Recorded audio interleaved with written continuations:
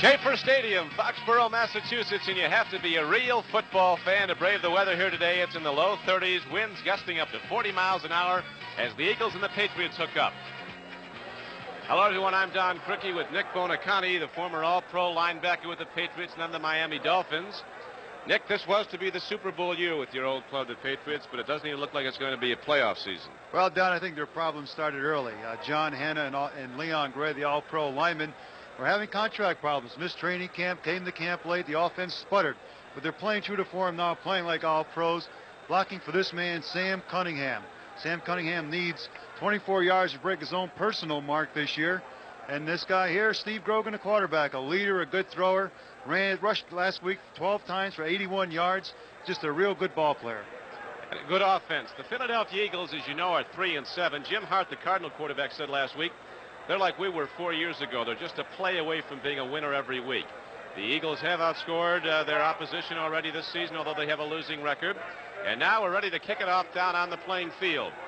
The Eagles have won the toss. They'll be receiving. There is John Smith, an English soccer kicker who came here to run a summer soccer program. Tried out to play pro football, and here he is. He's been one of the top scorers in the AFC in the recent seasons. The Eagles have their two men back deep now as they get ready for the opening kickoff from John Smith. The temperature in the low 30s here in Foxborough, Massachusetts. Smith hits the ball downfield, and it is going to be taken at about the 8-yard line. It is Wilbert Montgomery turning the corner, coming across the field. He's knocked out of bounds across the 30. And there, the Eagles will put it in play, 1st and 10. Nick? Now, the Eagles, Montgomery is an exciting player. He leads the NFC in kickoff returns, and they're going to play him a little bit in the offense as an offensive back. They feel he has the moves, he has the good quickness, he has the outside speed that they've been lacking so far this year. The starting running backs will be Hogan and Sullivan for the Eagles. Two tough runners. Sullivan, a good pass receiver coming out of the backfield. Ron Jaworski, the quarterback for Philadelphia. He is working into the wind right now. Big weight. It'll be tough to throw deep into this wind. Handoff goes, and the first back through, running hard for the Philadelphia Eagles, was the fullback. And Mike Hogan got the ball out across the 35-yard line to about the 36. Let's look at that Patriot defensive line. They, of course, play the 3-4. Tony McGee, Sugar Bear Hamilton, across the front with Julius Adams, the 4 linebackers, and ex-Eagle Zabel, Nelson Hunt, and Rod Schote, the former All-American at Oklahoma. All-Pro Mike Haynes at one corner, Bob Howard at the other, McCray and Fox play the deep safeties. It is 2nd and about 7 now. Philadelphia goes out of the I set, a power set. Pitch back. Running with the ball is Tom Sullivan, and he is out to the 40. And that's going to bring up 3rd and about 4. Steve Zabel knocked him down, the former #1 draft choice of the Eagles. This weather, Nick, is going to start to wear people down, I think. It's not so much the cold. The low 30s is good football weather, but that wind brings the chill factor down below 0. Well, it's going to affect the passing game more than anything else, Don. And Mel Lunsford is hurt. That's why Tony McGee is starting in his spot at the left defensive end. 3rd down. 4 to go for the first down for Philadelphia. Opening series of downs. There is no score. Jaworski looks to run, and the Eagles aren't going to get there as Jaworski got back to the line of scrimmage. He was knocked down. Coming up to make the play was Sam Hunt, one of the inside linebackers, a 250-pound linebacker.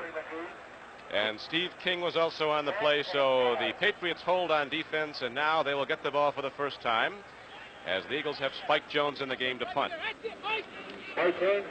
Mike Haynes is back deep now. Nick? Mike Haynes is a leading punt returner in the AFC, along with Montgomery from the NFC on kickoff returns. We have some real speed out there. New England has a great return game. Their kick returner on kickoffs is fantastic. Claiborne, rookie from Texas. Here comes Haynes, darting in across the 30. That final lunge gets it out to the 33-yard line. And there, the Patriots go on offense for the first time in the game. Down to make the play for the Eagles was Charlie Johnson.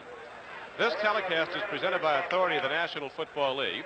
It is intended for the private use of our audience. Any rebroadcast or other use of this telecast without the express written consent of the New England Patriots and the National Football League is prohibited. Be interested to see if Dick Vermeil's assessment of the Patriot offense is that they run on first and second down and throw on third down. Now they're going to throw on first down today as Grogan looks out. He swings it back out. That's Cunningham. Loses the football. And he was the last to have possession, and he fumbled it forward for a pretty darn good gain, Nick, about 8 yards. You know, that's just what you said. They crossed him up. It's play action pass, meaning that the quarterback will fake to the fullback, Cunningham. Now he's looking for him, checking out of the backfield. Throws a short pass to Cunningham. Not unusual because Cunningham has 35 receptions on the year. So that's his 36. Tries to put a move on, loses the football. But because he had the last possession, it remains with the Patriots. So it's second down, about a yard and a half to go. Charlie Johnson was putting a big rush on Steve Grogan on the play. Second down and 2 now for New England. Ball to the Patriots 42-yard line. Oh, a free football, and who's got it? It's still up for grabs. The Eagles are after it. They haven't got it yet. If it goes out of bounds, it'll be New England's, and I think that's the case. No, the Eagles got it before it went out. It is ruled that John Sanders got possession before the ball went out of bounds, and so the Eagles get it back. It's a hot potato. They're trying to run the reverse here to Stingley, but Calhoun, number 44, throws the ball up in the air. Now they play hot potato. I don't want it. You can have it. Let's kick it a little bit. Throw it off to the sidelines. But Sanders is the last one just before it goes out of bounds. Falls on it, runs out of bounds, and it's the Eagles' possession on a 40-yard line of the Patriots. A big break for the Eagles. So the Patriots fumble the ball on consecutive plays, and on that one they lost it. And now the Eagles have their best field position of this early game. They're at the 40. Charlie Smith and Carmichael wide to either side. Jaworski play faking, gets time, puts it up. A man is open, and the ball is caroms off the back of linebacker Sam Hunt. The ball literally hit Sam Hunt as he was pulling out the pass cover. Herb Lusk was swinging out of the backfield. He was the intended receiver. Nick? You know, Grogan early when he was warming up was having trouble throwing this way. Now I see Jaworski's having the same trouble because the man Lusk was wide open, but he underthrew him and he hits Hunt in the back right here. See, Lusk is looking for the football, wide open there, but he hits Sam Hunt in the back. So he underthrew him. It's a big play. So it'll be second down and 10 now for the Eagles at the 40-yard line of New England. No score in the first quarter.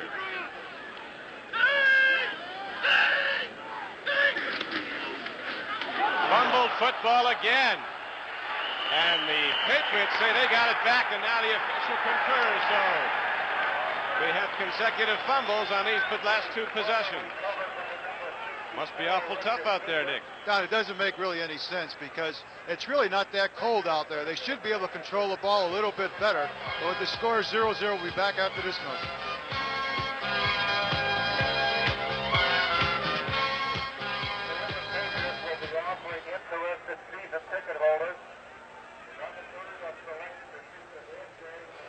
What's the problem? It looks all right.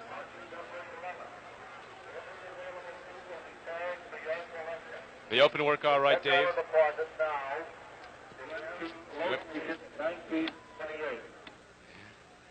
You can tell. Are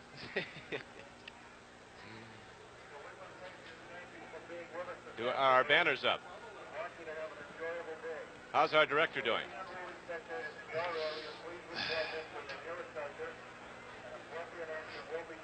Yeah.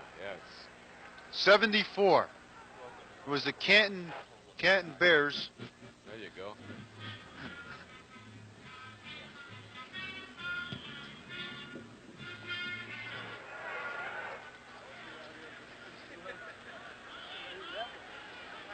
We are back at Foxborough, Massachusetts. It's first and 10 for the Patriots. First back through is Sam Cunningham, and Frank Lemaster hit him from behind, and then Charlie Johnson also threw him back. And so there's a short pickup, a couple of yards. It'll be second down and 8. I think they were looking for Sam in that one, Nick. Yeah, well, you know, the big thing is the Eagle fans are not going to be able to see a great tight end today. That's number 81, Russ Francis. Probably the premier end in football. He's out with broken ribs, and Al Chandler has taken his place. Now, the big problem there is Chandler's not that good a pass receiver, so they'll double cover the both outside receivers. That has been the problem. Once the great tight end went out, Francis, they double up on people like Stingley, who was having a great season with single coverage. Don Calhoun runs with the ball.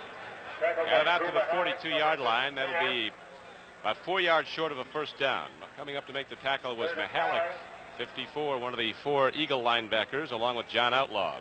Don, what they're doing is they're shuttling their plays in with Hasselback and Chandler. Chandler just went back into the ball game.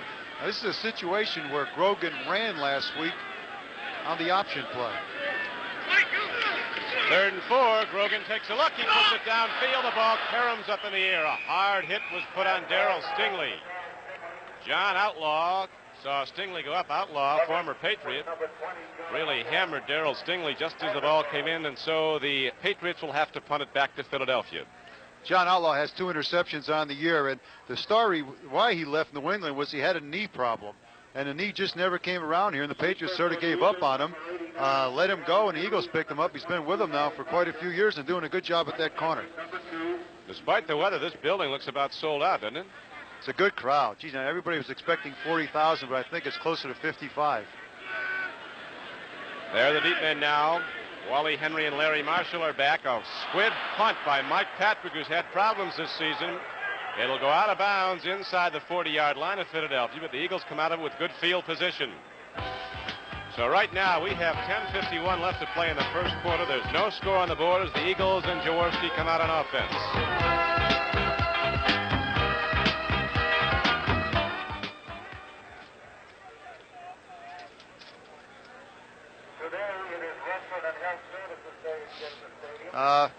If we ISO anybody on pass situations, it's ISO Tony McGee. Okay, Tony McGee. If we're going to do on a passing situation, he's number 78. He leads the Patriots in sacks. All right. All right. Okay. How's that? All right.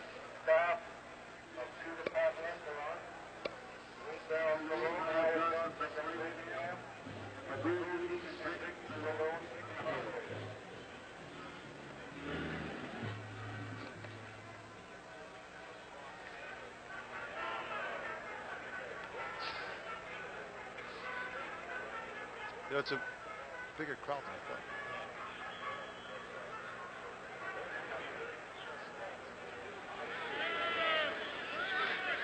Don Cricky with Nick Bonacani back at Foxborough, Mass. Eagles have the ball first and 10 at their 38-yard line. No score in the first quarter.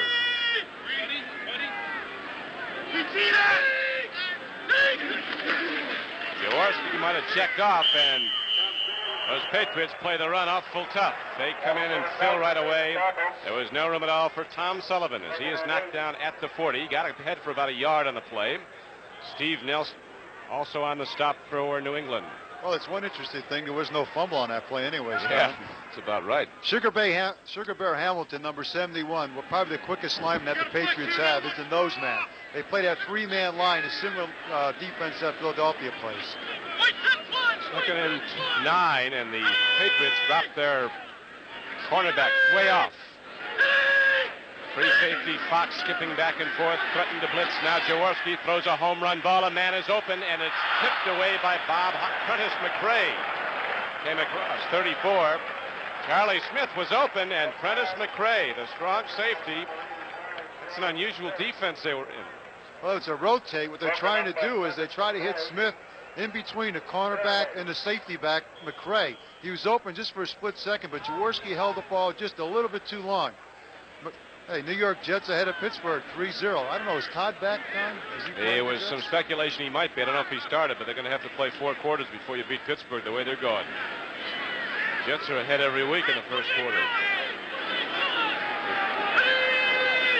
3rd down and 9 now as the linebackers come up tight.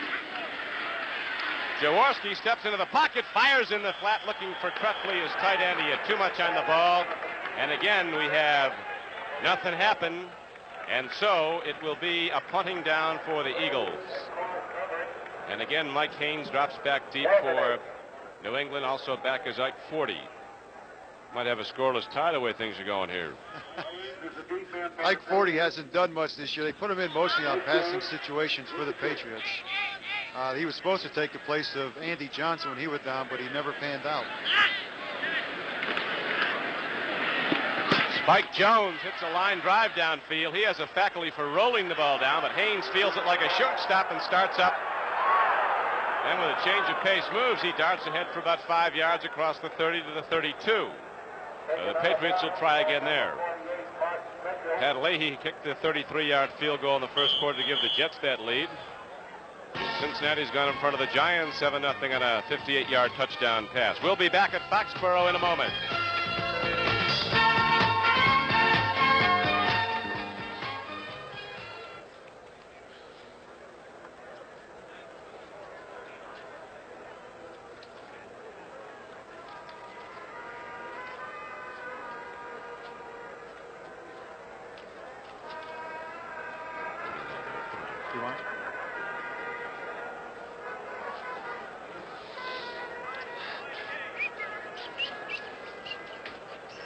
George, would you hand me that case there a second, please?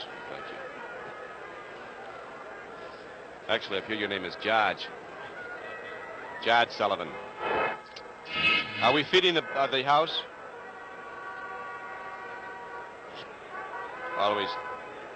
Always assume, David.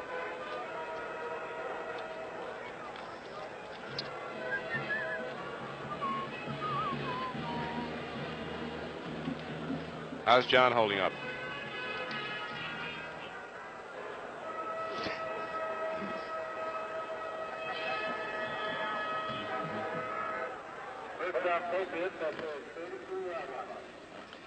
Back at Foxborough, you can see what kind of a day it is. It isn't bright and sunshiny, though.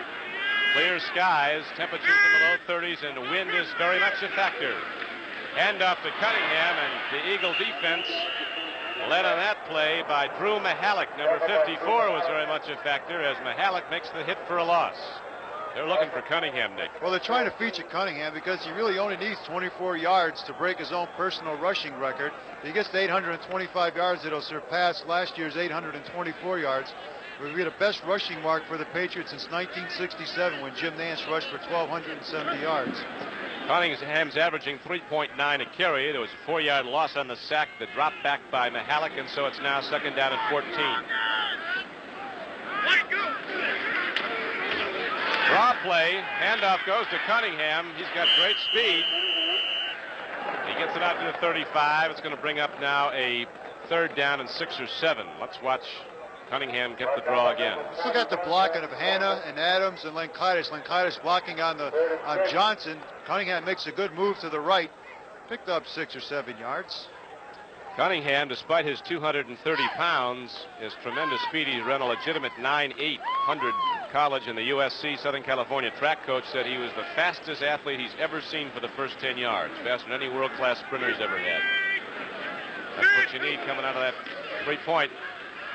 Grogan takes a deep drop, lofts it up. A man is wide open. The ball is caught by Stanley Morgan, the rookie from Tennessee, and it's a foot race into the end zone. And Stanley Morgan, who is a world-class sprinter, just runs by the Philadelphia Eagles secondary, and he was alone by 5 yards. Well, this is what they drafted Stanley Morgan for. They drafted him for his speed to go along with Stingley.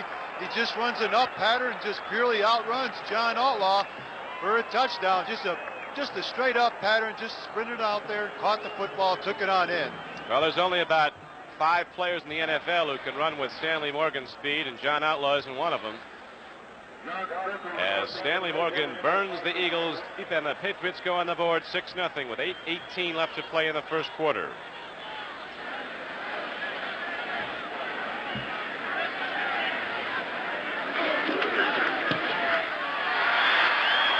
John Smith sidelines into the ball, and so Stanley Morgan, a player that his teammate Darryl Stingley says might be the best receiver in Patriot history before he's done, breaks the game open.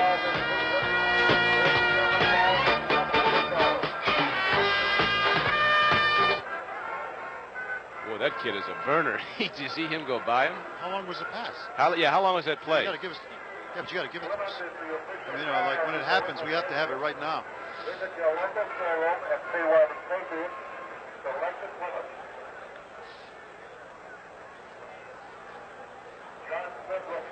"64 yards. 65 yards. Goal by Bobby R. No, it's now goal by Gene Rattel. Jean Rattel. How you holding up, Johnny?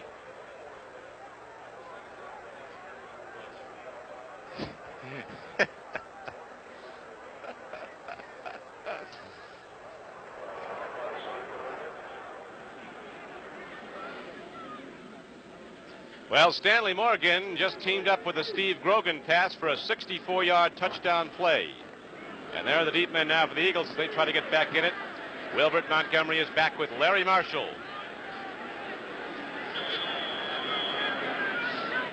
Morgan was averaging 18.2 yards a catch coming into the game. That average went way up for that play. Upfield goes Wilbert Montgomery, and he's all the way out to the 40-yard line. Nicely done, and the Eagles get good field position at their 40. Well, if Montgomery does not trip on that one, Don, looks like he goes all the way. He just got tripped up trying to make his cut and fell down. I want to say hello to all the people in Springfield, Mass. who are getting this game, my old hometown, and congratulations to Cathedral High School, my team, for tying for the championship of Western Mass. A lot of Golden Domers came out of Cathedral High. Bonaconti, Bertelli, Scabelli, Mosca. A few of them, huh? 8:09 left to play in the first quarter.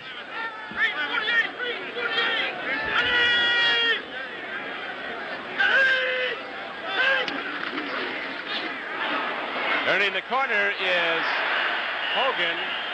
Penalty marker is down on the play.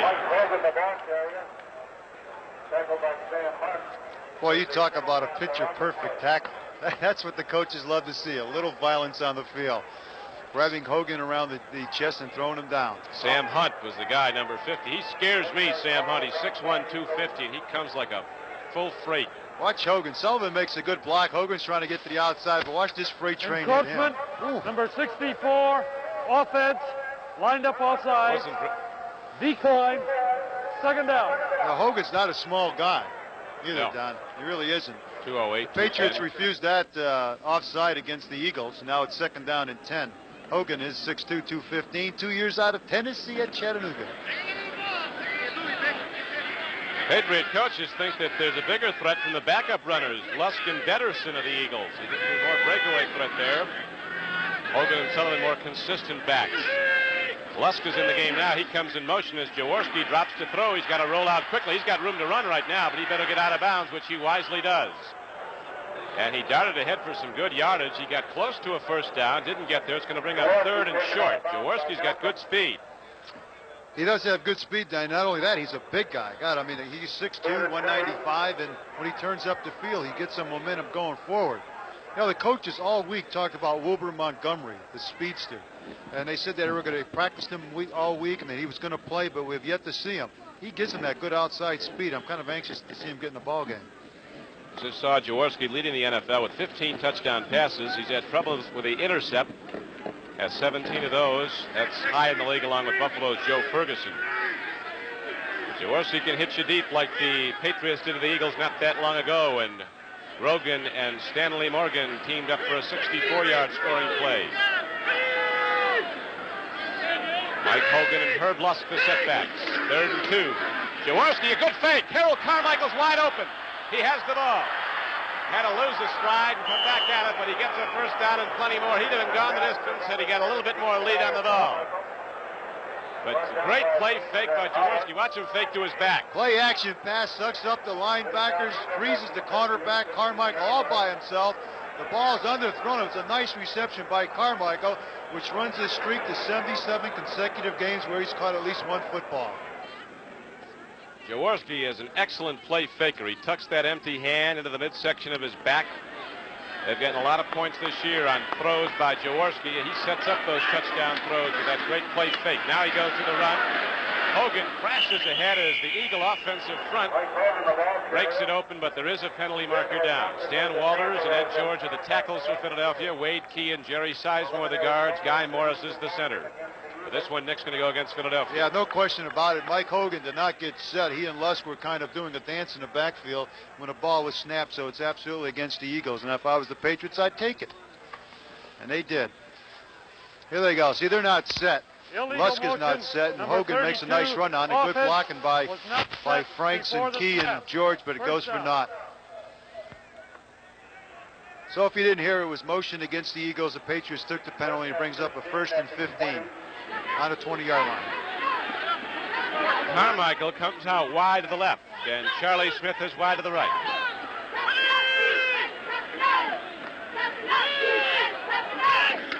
Jaworski on 1st and 15 gives up on the run, and the Eagles are pretty well straightened up. Coming up to make the play was Rod Schote, number 56. That's that defense fill the gap. That's a 3-man line, and Hunt just takes the ball up to the guard straight up, and Fox fills the hole and throws it for just a 3-yard gain. That 3-man line is effective against the run because they play the linebackers up real tight, and it gives it the look of a 7-man line. The old 7 that Pittsburgh used to run.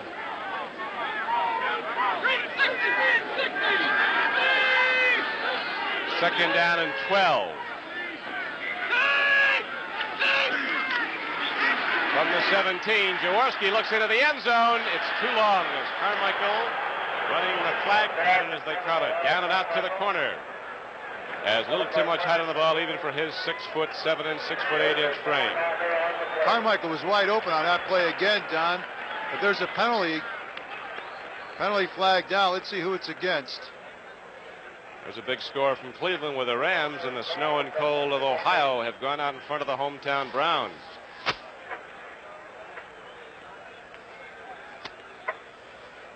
Looks like a holding penalty against the Eagles. So again, that hurts them. Moves it back 10 more yards. So it brings up a second down. It looks like about a 22 yards. 64, offense. Ed George, the right tackle, is called for holding. You know, you talk about that one play, Don, all the time that's keeping the Eagles from getting on the scoreboard. They've had 2 in a row, an offside penalty, and now a holding penalty. That puts them way back. That score is incorrect. The Cincinnati Bengals are leading the New York Giants right now, 13-0.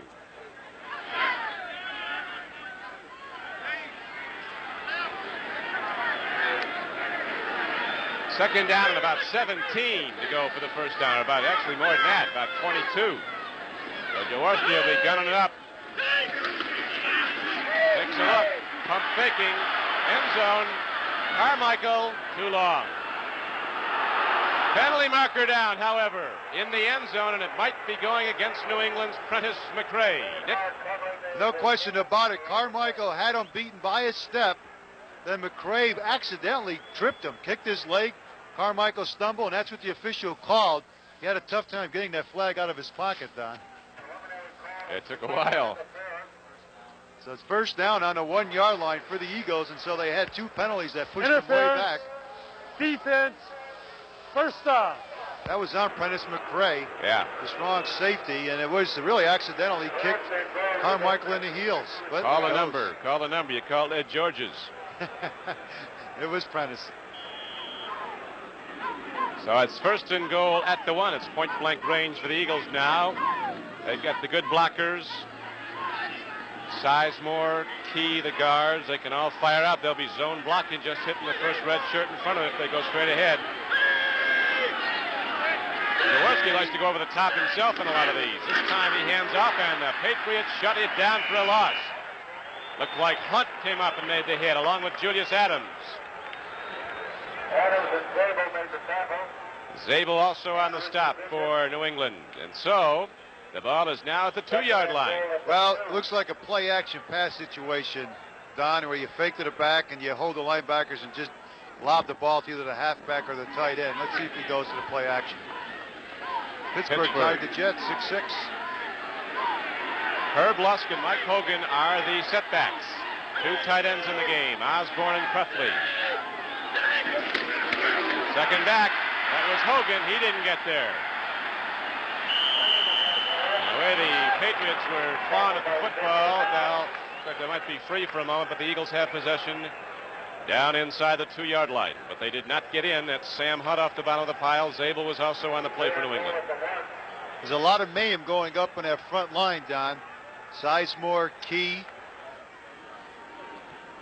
center Franks against Ray Hamilton, Steve Nelson, and Sam Hunt. Right now, the Patriots are winning the battle. So let's see if the Eagles roll it out. They're not getting anywhere right ahead after losing yardage. 3rd and goal from about 1.5 yards out. Jaworski throws. The ball is tipped. Incomplete. That brings up 4th down. Let's see if the Eagles go for sure points and take a point-blank field goal. Ovi Johansson is their place kicker now, but he's not coming in. Now he is. That was good coverage by Mike Haynes, the cornerback. Haynes went out there. He had Carmichael covered. Jaworski threw a good pass. It did hit Carmichael in the chest, but I think Haynes' hands got in front of him. Either deflected it or knocked it down. All right, it's at the 2-yard line now. And we have Obi Johansson coming in. With 4:53 left to play in the first quarter, and the Patriots are leading the Eagles 7. I think they scored on a 64-yard touchdown pass from Grogan to rookie Stanley Morgan. You have Garo Yepremian and Obi Johansson and Jan Stenerud. Like Joe Van Brocken's old line, the only way you stop these place kickers is tighten the immigration laws. Obi Johansson, who claims he's a relation distant of Ingemar Johansson, the former heavyweight champion. Blocked. The field goal attempt was blocked, and so the New England Patriots stop the scoring threat of the Philadelphia Eagles and take back the ball. A big, big effort by the Patriot defense. They're congratulating Sam Hunt, so evidently he's the one who made 2 tackles on that drive. Plus, here he is. Watch him, number 50, Sam Hunt, coming up inside, puts his hand up. No, 71, Tony McGee. Tony McGee looks like he got the ball. So now the offense goes to the Patriots. They'll take over on their own 17-yard line.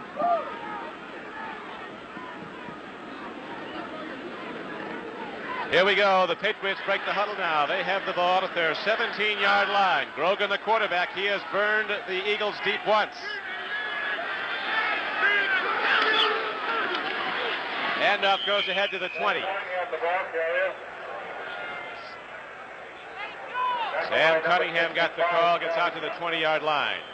On the stop was Lemaster. Frank Lemaster made the hit. Well, 2nd down and 8. This is where the Patriots like that draw play or play action pass, and they like to go to the back. Hasselback goes in and brings the play into Grogan, so Grogan is not calling his plays. Turned around. Actually, 2nd down and 8. And I turned around. Clock winding down in the first quarter, 4:08 to play. Grogan's taking a look deep.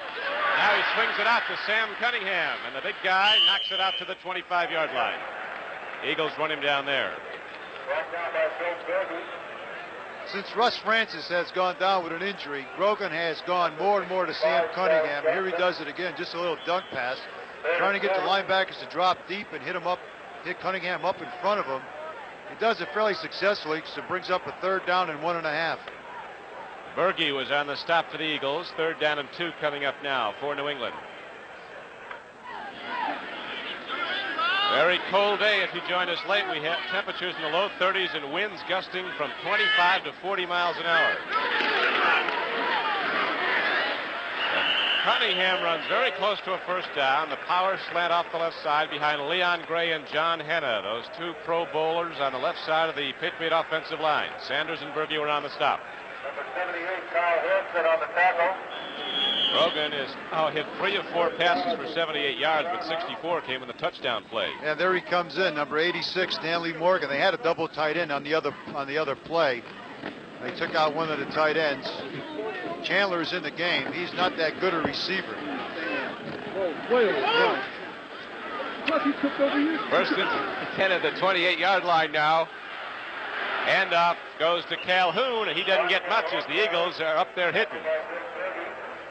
Don Calhoun is a fullback type halfback. He's 6 foot, 215 pounds. And for the year, he's rushed 149 times for 588 yards, 3.9 average, which is good. But Don, he doesn't have the outside speed, and this is something they're missing. And they drafted this kid, Horace Ivy, and they thought he was going to do the job, but so far he's been a disappointment. He laid out most of the training camp also with a contract squabble, like many players. Rookie coming in. Got a guy like Skladany, who was drafted by the Browns, isn't even playing this year. Ken Anderson threw to Billy Brooks for that last Cincinnati touchdown, and they're up 20-0. Oh, a great play by Darryl Stingley coming back at the ball. He caught it for a first down. Darryl Stingley comes back at the football and catches it on the dive. This is a good play. Stingley goes down about 15 yards and does an out pattern. Hasselbeck looks like it's for him. He screens off the linebacker. Stingley makes a nice catch. And that could have been called pass interference on the Patriots because Hasselbeck did hit the linebacker as the ball was in the air. You look out for those linebackers, don't you, Nick? Darn right. We don't get enough publicity as it is. In the flat. Oh, my word. We have some hard hitting. Young Herman Edwards goes up and hits the ball and hits Stanley Morgan, and it's an incomplete pass. There's Herman Edwards, number 46, a rookie out of San Diego State. Herman Edwards almost had his 4th interception of the year. He read the play real well. Comes up through Stanley Morgan. Of course, the ball's thrown a little behind him by Grogan, but still a good defensive play by Edwards. When Stanley Morgan was at Tennessee over 4 years, he gained well over 4,000 yards, catching passes, running with the ball, returning punts and kickoffs, averaged over 9 yards offense every time he touched the football. A number 1 draft choice. Here is the Powers pitch back now. Oh, man, there is a hit. That is a full slug as Darryl Stingley came back from a wide receiver, and John Bunning really kissed him. No, folks, this is not college football. It is the option play. The Patriots are one of the few teams that run it. Now watch this hit by Bunning. Oof. He saw the ball pitch back, and he just unloaded. Lucky there wasn't a fumble on that play, Don. That's why you don't see the option in pro football, because the linebacker's so big and fast here. You're going to lose a lot of backs and quarterbacks. Do you know how smart the quarterback is? He got rid of that football. Darryl Stingley like to throw it back at him. 3rd and 10. Penalty markers down as Grogan is having a problem, and he is sacked by Hairston. And then coughs up the ball, but they blow it dead back at the 34-yard line. Carl Hairston, very aggressive defensive end, made a good play. Let's see what the call is. It appeared to be against New England. Watch Hairston, number 78. He's working on All-Pro Leon Gray. Grogan rolls out to his left, and Hairston just drags him down. That's his 8.5 sack down on the year. So he's having a good year. It's offside against the Eagles, so that sack goes for naught. And I'm sure the Patriots will take the penalty and mark off 5 yards. So instead of 4th and about 20, it's going to be 3rd and 5 for New England. Encroachment, number 67, defense, 3rd down. Lem Burnham was encroaching. There's another good young lineman, Lem Burnham. He has 6 sacks on a year, and they say he's really coming as a defensive lineman. Good pass rusher. 56 seconds left to play now in the first quarter. The Patriots set the basic open up wide to either side. Swinging backs out. Oh, Herman Edwards almost had it. He'd have gone the distance, but that is strictly a woulda, shoulda, coulda type of thing, because very seldom those cornerbacks get it. You know, he reads this play real well. Again, I don't know, Grogan just puts it out there. Doesn't pay much attention to number 46, Herman Edwards. And Edwards, if he had some good hands down, he'd be standing in the end zone right now. So that brings up 4th and 5. Yeah, he didn't have anybody in front of him. He had a clear sideline.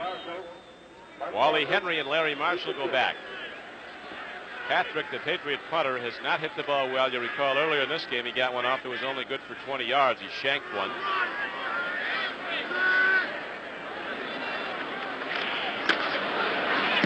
Gets off another bad one. Pass punt and kickers do better than this kid's doing today. I don't understand that, because last year and the year before, the guy was a good punter. This year now, that's 21 yards on that punt, and it just doesn't make any sense. All of a sudden, the guy starts going downhill that quickly. Next Saturday at 5 Eastern Time, the CBS Sports Spectacular, and you'll see some great events, including the International Record Makers Tournament of Weightlifting. People like Vasily Alexiev, the strongest man in the world, will be competing, and Bruce Wilhelm from the United States. You'll also see the world's strongest men competition. Next Saturday, they'll be running with refrigerators on their backs, if you can imagine that. Next Saturday at 5, the CBS Sports Spectacular. On the swing is Mike Hogan coming out across the 35-yard line. Got to about the 36, where Sam Hunt knocked him down. What do you think of this 3-4 defense, Nick? Well, 3-4 defense is excellent against the run, Don. I think more teams are going to it because it's very difficult to find 4 real tough, good defensive linemen. So in lieu of that, they put the 4 linebackers in there, and it's good against the run, just probably a little weaker against the pass unless you're blitzing a linebacker. It's interesting, so many AFC teams use it, very few in the NFC do. The Eagles are one that does. Yeah, more and more, though, they're going to. Do you think that is the defense that you'll see is predominant in pro football? Well, no, it is. It's an easier adjustment for the players coming out of college because this is the type of defense they use in college. That is the end of the first quarter. So that is the end of the first quarter as the gun sounds, and the first numbers are up of the day as the Patriots lead the Philadelphia Eagles 7-0.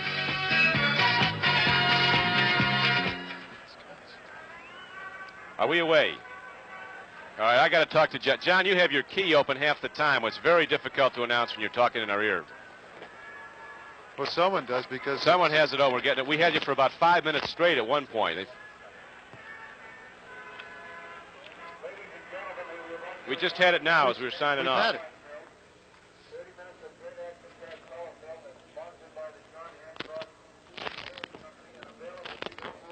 Right.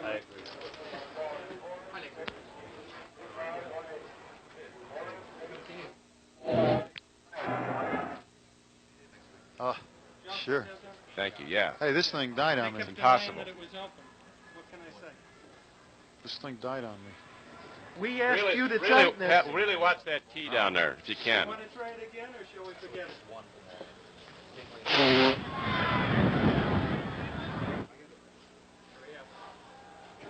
30 seconds. Oh God, you son.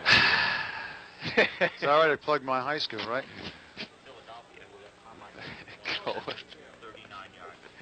Oh, okay. Which one? In Knightsbridge?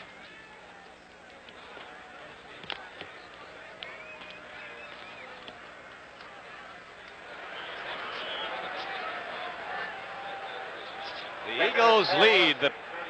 Right now, they're down 7-0 as they hit the ball, trailing the Patriots 7-0 on a long touchdown pass from Grogan to Stanley Morgan. Opening play of the second quarter now here at Foxborough.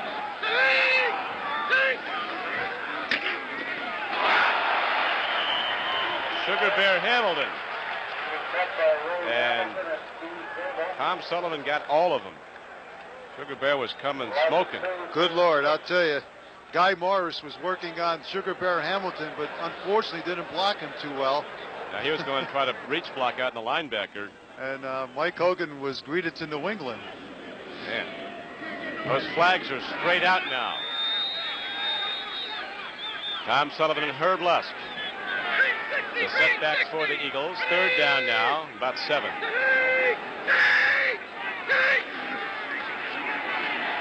They give Jaworski time. He throws it hard, and Sullivan takes the ball for a first down inside the 40, outside the 40-yard line, out to the 43.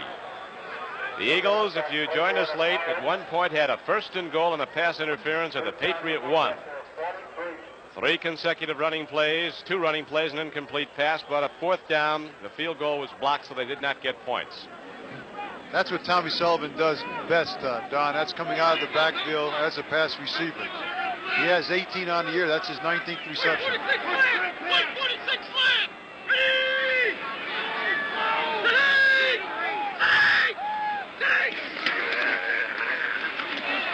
Lots of guys growling, gnashing of teeth down there as they try to go right up the gut again and get very little. The handoff went to Tom Sullivan.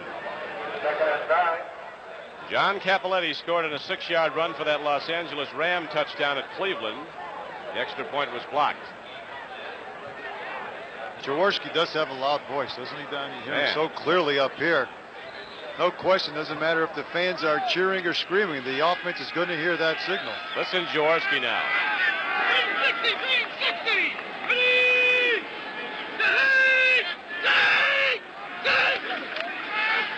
Banzai, says Jaworski, and here he goes. And he skids to a halt. Foot or 2 short of a first down. Those linebackers, that must be frustrating, Nick. They can't give them that pop they want to give them so badly. Oh, it really is, and it's frustrating to the defensive line because number 78 for the Patriots was putting a good rush on in there, and that's really frustrating when you're getting next to the quarterback and he decides to scramble and there's no one up in front to make the tackle. McGee had the beat on and then couldn't get to him. Nelson and Schultz for the men who fell out. You see it is just short of a first down. Jaworski's sitting in a pocket, and you see number 78 here, Tony McGee. He gets pushed out of the way. Jaworski starts to take it up the middle. The number 54, Nelson, tries to make the tackle, but he doesn't do it. And so the yard markers go out, and Jaworski goes back to his offensive huddle. The ball is falling down at the 47-yard line of the New England Patriots with 13:25 to play in the first quarter. New England leads at 7-0. A 64-yard touchdown pass in the first quarter from Grogan to the very swift Stanley Morgan. See if they have any guts here, Don. Throw a play-action pass at him. They didn't get much before trying to go up the middle on short yardage. Jaworski might do something tricky. Carmichael's on the left flank. Goes to the run. They get the first down. That time they got the good block from Jerry Sizemore, the right guard. They went right behind him. Sizemore is their best offensive player. Watch number 35, Hogan, making the block so Sullivan can just squeak through for the first down. Sizemore is a good-sized guy, 6'4", 260. 5-year man out of Texas. Texas in the Cotton Bowl against Notre Dame. Right. National championship. That'll be here on CBS.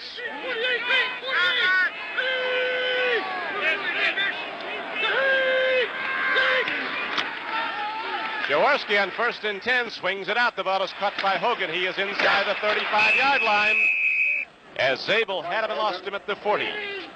So Mike Hogan gets ahead for good yardage. He is apparently going to have a first down again for the Eagles as they drive on. This Eagle team gave up the big touchdown pass, then didn't score from in close, but they don't give up. They keep fighting you. See, the Patriots are playing the run all the way on first down because they feel this is what the Eagles are going to do. Run on first and run on second down and throw on third down. So whenever they change it up, it catches the Patriots off guard, and there they hit Hogan for a first down.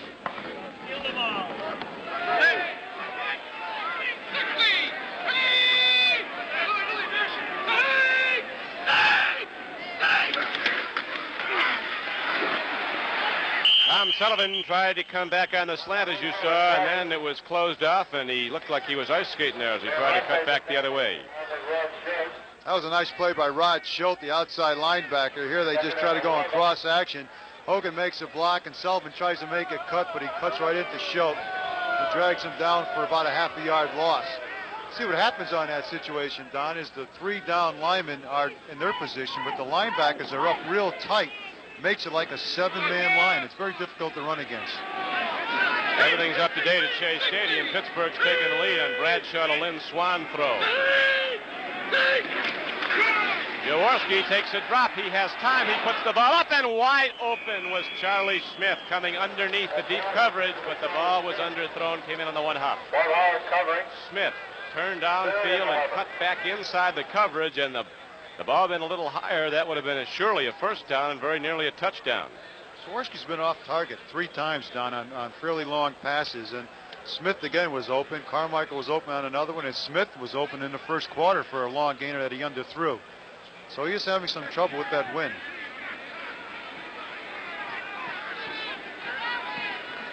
That wind is really difficult to work with. The chill factor is tremendous. 3rd down and 10.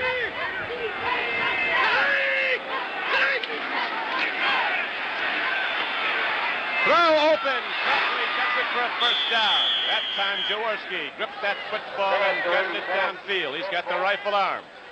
And Crefley, the tight end, swinging across the middle, it going into a cleared out area and was wide open. What makes this possible is a double coverage on Harold Carmichael, number 17. Renaissance Gray is one-on-one with Crefley, and he just beats him to the inside. Has no linebacker help, and it's a first down on a 15-yard line, and the Eagles are driving. Yes, they are, with 11:06 to go in the first half. New England leads the game 7-0, but Philadelphia now has the ball down to the 15-yard line of New England.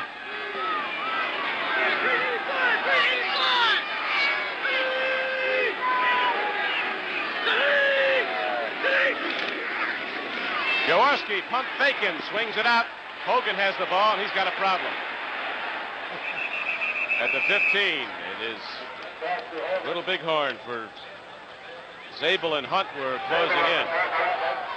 Jaworski is a man not without a sense of humor. One time against Green Bay when he was playing for the Los Angeles Rams, he was sacked in the end zone. He said that was a Polish touchdown. It was a safety. It looked like the Patriots heard the checkoff because they were out there quicker than Hogan was. 10:15 to go in the first half. Clock running. Smith goes wide left. Carmichael goes wide left. And Gruffley is 10 yards out to the near side, the tight end. Second and 11.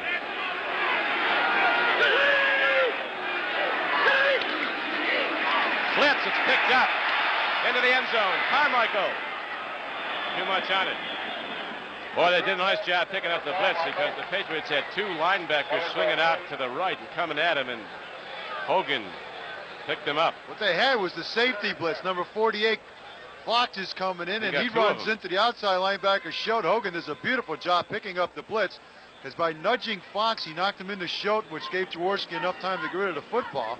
Didn't complete it, but it saved him a sack. Let's see if Dick Vermeil has a play. I mean, this is like the 5th consecutive play where the Eagles have come up with 0 inside the 20-yard line. Third down and 11, just outside the 15.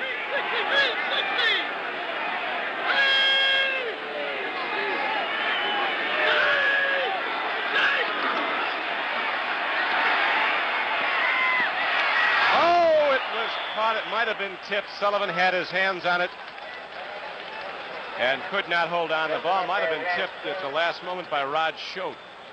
That's real good coverage by the linebacker. This is the way it's supposed to be played. He's dropping back, giving Sullivan a little room, and when Sullivan makes his break, Schott just reacts on the football, almost comes up with the interception, deflected it a little bit so Sullivan couldn't make the catch. An excellent play by Rod Schott, the linebacker. Rod Schott from Spiro, Oklahoma, a two-time All-American for his present coach Chuck Fairbanks at Oklahoma University. And now another field goal attempt by Ove Johansson. He's got into the ball, but he's wide to the left. And so the Eagles come up short again after driving down the field, and with 9:43 left to play in the first half. The Patriots maintain their 7-0 lead here at Foxborough.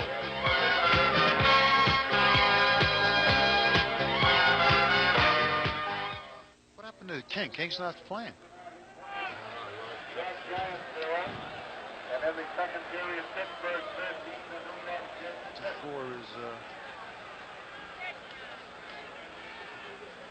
You know something? They cut Molman for this guy. Can you believe that? Jesus. How would you like to be with Molman? How about Guerrero? It's ISO Johansson. How about Guerrero? Huh? If he could kick it. For a little guy? I know it. There has to be room for me. I used to kick in high school. Stanford Hill. Yes. Let's see. Why don't we ISO play action of Morgan?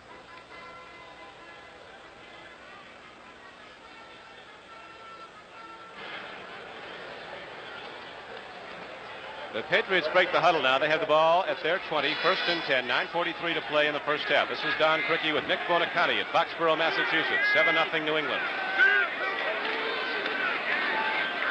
The handout goes to Don Calhoun. Didn't get much, got some.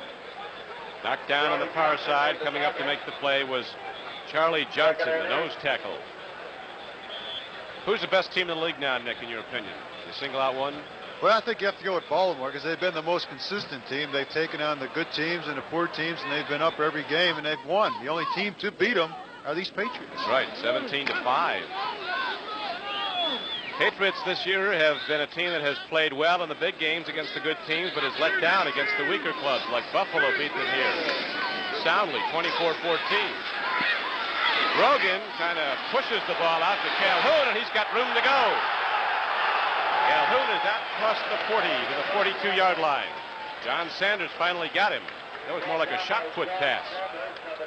Well, it's a good screen pass because they go to Stanley Morgan's side, the sprinter who takes the cornerback deep downfield.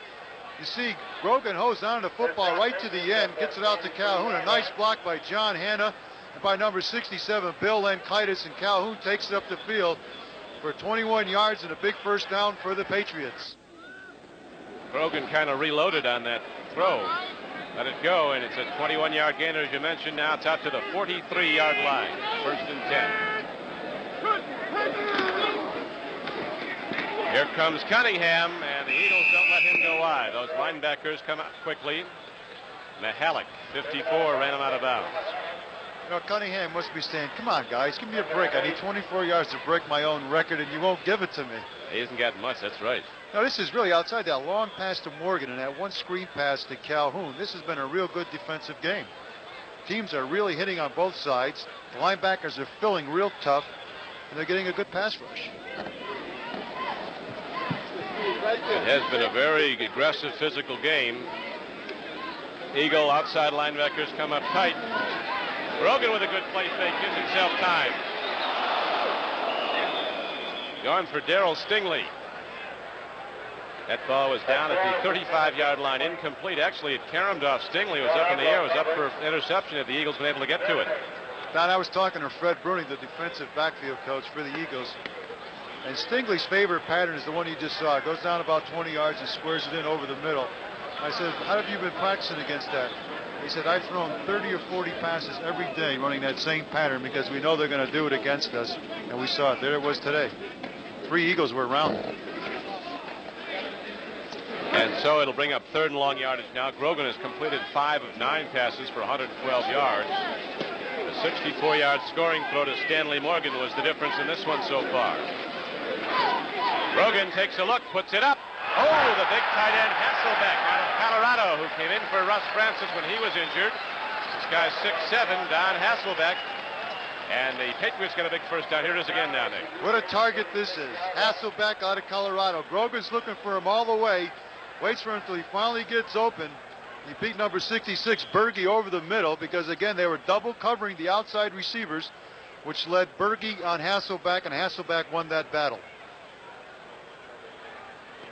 So the Patriots drive on now in the second quarter with 7:35 to play in the half. 1st and 10, 36-yard line of Philadelphia. Penalty markers down as Mike Forty rushes ahead inside the 30. But the penalty markers down in the Patriot backfield. Well, whenever you see a penalty marker down in the backfield, you can almost bet it's going to be holding. That's what you got. Well, you got tripping.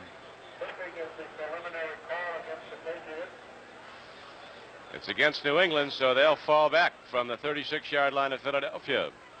As Hasselbeck comes in and Al Chandler goes out, they're alternating at tight end. Football. Tripping. Number 67. Offense. 10-yard penalty. First down. Let's look at number 67. He's the center. Bill Lenkaitis, the dentist, who has a regular practice during the season. If you can't block him, let's trip him a little bit. Hey, it's all fair if you don't get caught, but you haven't get caught on that play. CBS cameras right on top of it. And here is Grogan rolling out. He's not run much today, only out of necessity. And he gets the ball inside the 40, gets out of bounds. Well, last week, Grogan ran 12 times for 81 yards, but they were all pre-designed plays. Just following his guard, and he picked up big yardage, but that time he only picked up 7 yards. There's the stat. But Bill Lenkaitis, the center, is a bona fide dentist, Don, and he practices a couple days a week. Here in Foxborough. Here in Foxborough. And I asked him, I said, how long are you going to play? He said, I love the game. He said, I love dentistry, and I don't see why the two can't mix. Those are awful big hands to have in somebody's mouth. He's the official team dentist for the Patriots. Hung out a shingle, doing quite nicely here in Foxborough. Cunningham runs the ball down to about the 37-yard line before he's knocked down there. Lenkaitis is out of Penn State, now in his 10th year. Grogan, the New England quarterback, now is in his 3rd year out of Kansas State. He was drafted in the 5th round back in 1975. And he is, you were pointing out, Nick, is a good runner. Last year he averaged over 6 yards a carry, 6.6 yards a carry, gained 400 yards. And for his first 2 seasons, he's averaged almost 6 yards a carry. Well, his rating's only 67%. When you start rating quarterbacks, taking in completions, interceptions, and so on and so forth, he's way down the line, about 6th or 7th in the AFC. Best thing to rate him on is how many games your team wins. Downfield they go to Hasselbeck. Didn't get a first down, but got close to it. That's like trying to guard Carmichael. This guy's a basketball center. They didn't get there. Didn't get the first down. Let's see the defensive line. Number 78, Hairston, working against All-Pro Gray. Gray's walling him off to the outside, giving Grogan really plenty of time. He's looking for Hasselbeck. Good time, throws it and completes it. Fourth and 2, and they're going to go for it. Right, well, the Patriots are really kicking into the wind, so it would actually be like kicking a 50-yard or 60-yard field goal. So the percentages say let's go for it, and they are.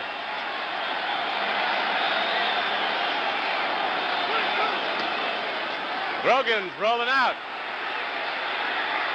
Eagles have him in, but he gets the first down.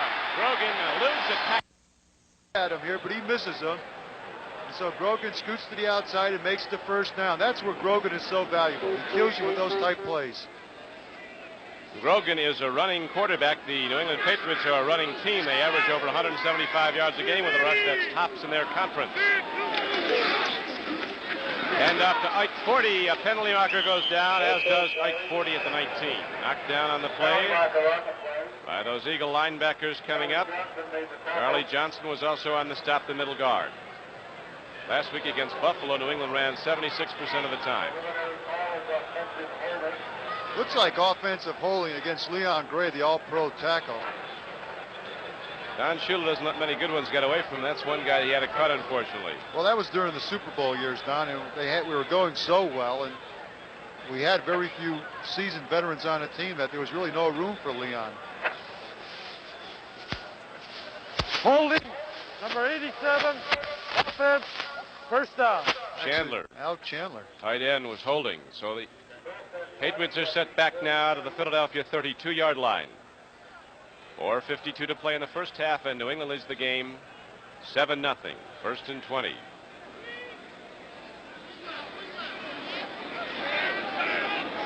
Morgan fly to the left. He is trouble. Logan looks, fires to Morgan, and the ball gets free at the 9. Stanley Morgan, one of the two #1 draft choices the Patriots had this year. The other is Raymond Claiborne from Texas. Boy, has this ball club built up through the draft. They're an awful lot like Dallas. Dallas has been so great through the draft, and now the Patriots are duplicating what Dallas has done. They haven't missed much in the last 3 years in the picks that they have. Their head scout here is a guy named Bucko Kilroy. Bucko says the best player in the country without question is Earl Campbell, a running back from Texas. But I think Tampa Bay, if they get the pick, is going to take Ken McAfee. Yes, from nearby Brockton. You can see Brockton from the stadium on a clear day like today. Here is a swing pass, goes out to Sam Bam Cunningham, and the big guy is down to the 16-yard line. Didn't get a first down, but he got back the penalty yardage and a lot more, about a 16-yard gainer. Now this is a good play by Grogan. Watch, he'll look over to his right now, fakes a pass there, trying to get the linebackers to go, and swings back here to Cunningham, and Cunningham has a wall of blockers out in front of him. And all Cunningham has to do is use that great power and speed that God gave him. He gets up to make it a 3rd and 3. Cunningham, if he has one weak area, it is his inability to control the ball all the time. He's fumbled already 9 times this season. Once today, which was not recovered. A later fumble was recovered by Philadelphia, not by Cunningham. He holds the club record for fumbles. Oh, a throw to Darrell Stingley. Turned in on John Outlaw. And a perfect throw. John Outlaw is having his problem today. This is the second touchdown pass caught on him. And what sets this up, Hasselbeck comes to the inside. The safety goes with him. And Stingley just turns back to his inside, and it's a touchdown. Let's watch it again from up on your screen. Number 84, Stingley. Grogan delivers the ball up over the middle. Stingley beats Outlaw to the inside, and that's his best pattern. He scores.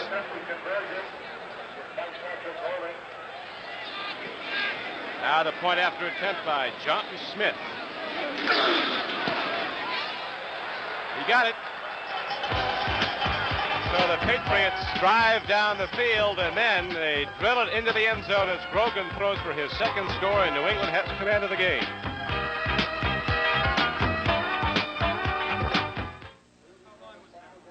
You didn't give us the scoring thing. You got to give us the scoring. Like the play if you can do it, yeah. You know what I mean? Right after the play. Could I get a Coke, please? It happens. His hand is the thing. 16-yard touchdown. You know what I'm talking about? Dave. Like every time. Yeah, Dave. just hand it to me and I'll give it to him. 16-yard touchdown. Put TD. The play is 3 yeah, yards. as long as that key, it's fine. Right away. Good. No. Key is. Just hand him to me and I'll give him to him. See, if I don't want it, I'll just throw it on the ground. Okay? Oh.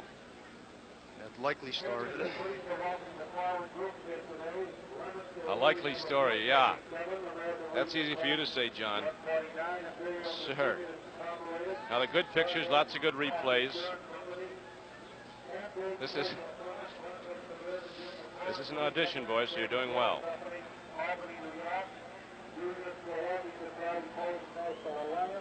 Terrific. You can see Brockton, Mass from here, huh?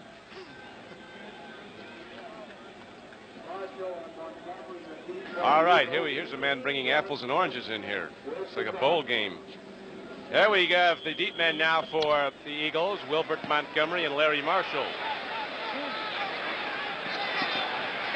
From the 13-yard line, Larry Marshall takes the only route he knows straight ahead. He gets it out very nicely to the 37 or 8-yard line. Nick? Taking the lunch orders in the press box. The Eagles have to have a drive right now. 3:42 left in the game, and they have to get some points on the board now. Going down 14-0 at halftime is going to make it awful difficult to come back because they've lost right now 6 out of 7 games by a combined total of 28 points. So they've got to be pretty dejected. Yeah, that's been tough. They've had the chances and haven't gotten it there, and now they have the ball at their 38-yard line. They certainly have had the opportunities. They had a first and goal at the 1 at one point.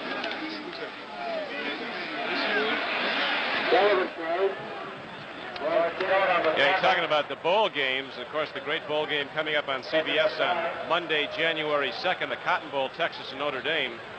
All these teams that are going to bowl games, their fans throwing whatever the fruit or the product of the bowl game is on the field. Arkansas last Saturday was winning, and they're throwing oranges on the field after every time Arkansas scored. And the coach of Arkansas, Lou Holtz, said, "I'm glad we're not going to the Gator Bowl."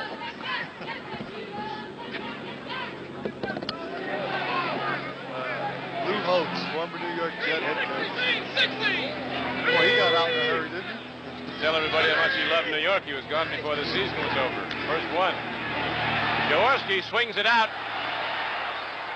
Incomplete. It was a forward pass, not a lateral to Tom Sullivan. Are you sure the Patriots are only playing with 11 guys out there? I tell you that. It does look like there's a lot of them out there. I thought New England was going to be in the Super Bowl, and I saw them in the preseason. They've got fantastic team speed, New England. They really do. You haven't seen their kickoff return man yet, and you might not until the second half starts when Philadelphia kicks it off. But Raymond Claiborne is something to behold. Not that Stanley Morgan and Darryl Stingley are not the other two sprinters. Third down situation, they put 4 defensive linemen in so they can get a better pass rush. Greg Boyd, a one-year man, is in there.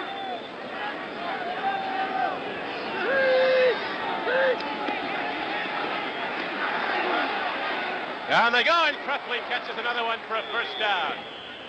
Keith Kreftley swinging out, beats the linebacker.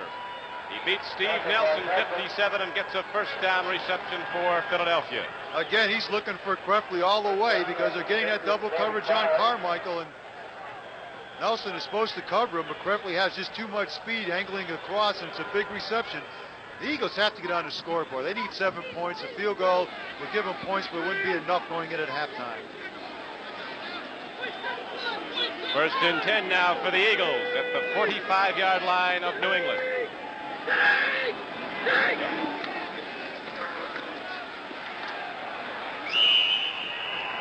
The pitch back to Wilbert Montgomery, and he is inside the 45, down close to the 42. Well, there it is. They worked with him all week, and they were trying to get to the outside, but Montgomery had to make back to the inside. So as the Eagles mount a challenge, we have 2 minutes left to play in the first half. We'll be back in a moment.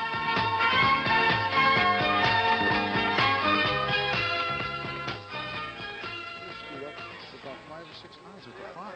What was it? It said 7-0. It's 14-0. What's going on? Who's on the font?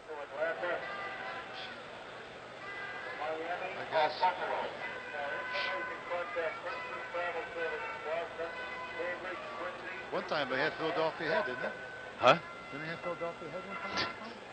I did. Yeah, they're 7-0. Bring on the victuals. Yes, sir. Sandwiches in the bottom there. Doing a fine job, Ken.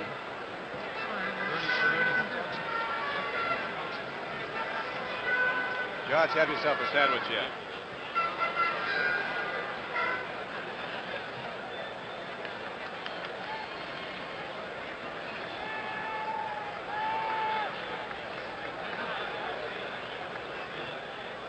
Two minutes to go in the first half. Don Criqui with Nick Bonacani, Foxborough, Massachusetts. The Patriots lead the Philadelphia Eagles 14-0. Second down and 8 situation, and they aren't going to get the touchdown on the ground. If they're going to do anything, they have to go to the big guy, Carmichael or Smith on the outside. Two good receivers, and Jaworski just isn't getting the ball to them enough. Second down and 9 coming up. They'll be looking for him.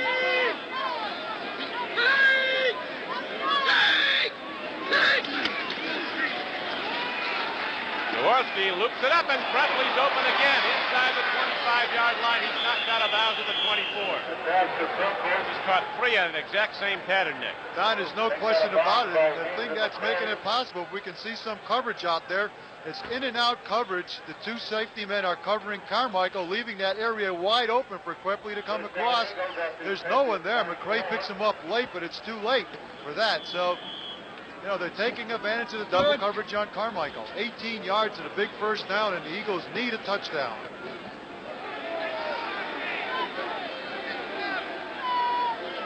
First and 10. Don't they need one? Down 14-0.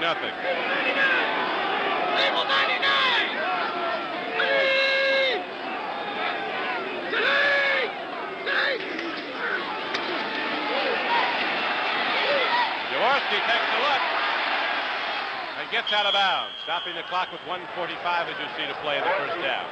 Sam Hunt ran him out. Jaworski rolled out on that play. Don took a look at Hunt and said, hey, man, you're bigger than I am. I'm getting out of bounds. That was a good play because he stopped the clock. He didn't throw the ball up for grabs. They had 3 more downs to get in the end zone. Again, he was that time looking for Smith, but Smith was covered.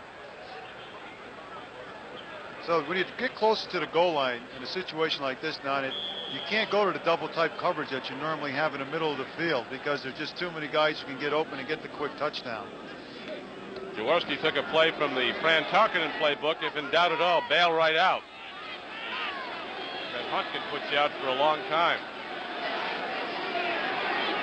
Green 60! Second down and 7. Ball at the 21. Here comes Fox. They pick him up, go to the draw, but the Eagles, Mike Hogan is knocked down on the play by Sam Hunt. Oh, Sam Hunt's had a whale of a day today. He's really playing good football. You might think that he's negotiating his contract. Maybe he is, but he's playing a lot of football. And the count holds 14-0 New England.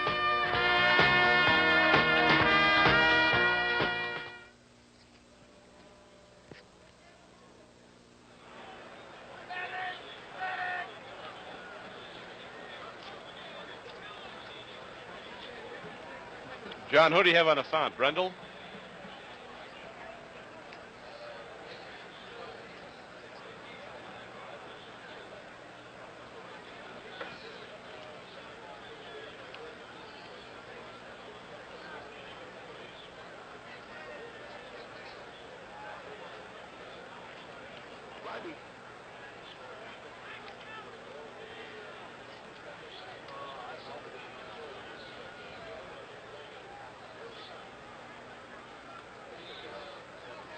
Go, Juice, go.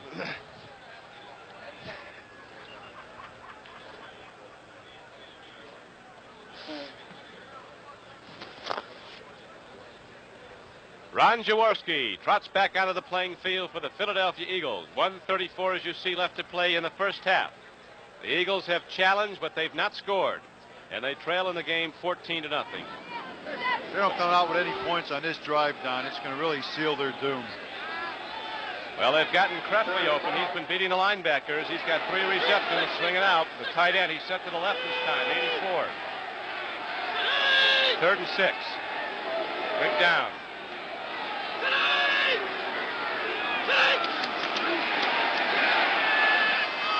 Oh, Jaworski did very well to get the ball away, as it was an all-out blitz on him. He triggered it a little bit high for Harold Carmichael. Bob Hauer was covering, but the ball came in too high for a reception to be made. So it's 4th down and about 5 or 6 now for Philadelphia. So where do you go from here? I guess you got to go for the throw. Well, you got to throw the football, but Jaworski had the right call on because he read the blitz well. He kept his backs in the block, and he picked up Fox, who was blitzing again. But the ball was just thrown just a little over Carmichael's head. So it brings up a 4th down and 5 situation, and there's no way they're going to try Johansson again for a field goal. Now, Obi has not gotten it done so far.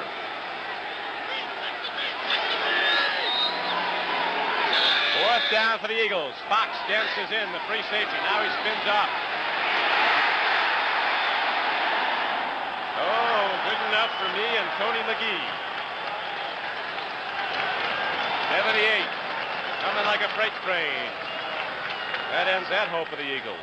He's working on Ed George, number 64, but he goes right by him. George never sees him, and he picks up his 12th and a half sack of the year. And McGee's really having a super year as a pass rusher. He hasn't been starting. Mel Lunsford has been a starting defensive end, but Lunsford has broken ribs. So it dictates that McGee would start. That was kind of a lookout block. Turn around and yell the quarterback, look out, because Senior McGee was right there. No, Jaworski's a leading rusher so far for the Eagles with 18 yards. Not a very optimistic number. Quarterback. Grogan, he's going to try to get more. Here he comes. Right to the sidelines, a foot race with Mihalik.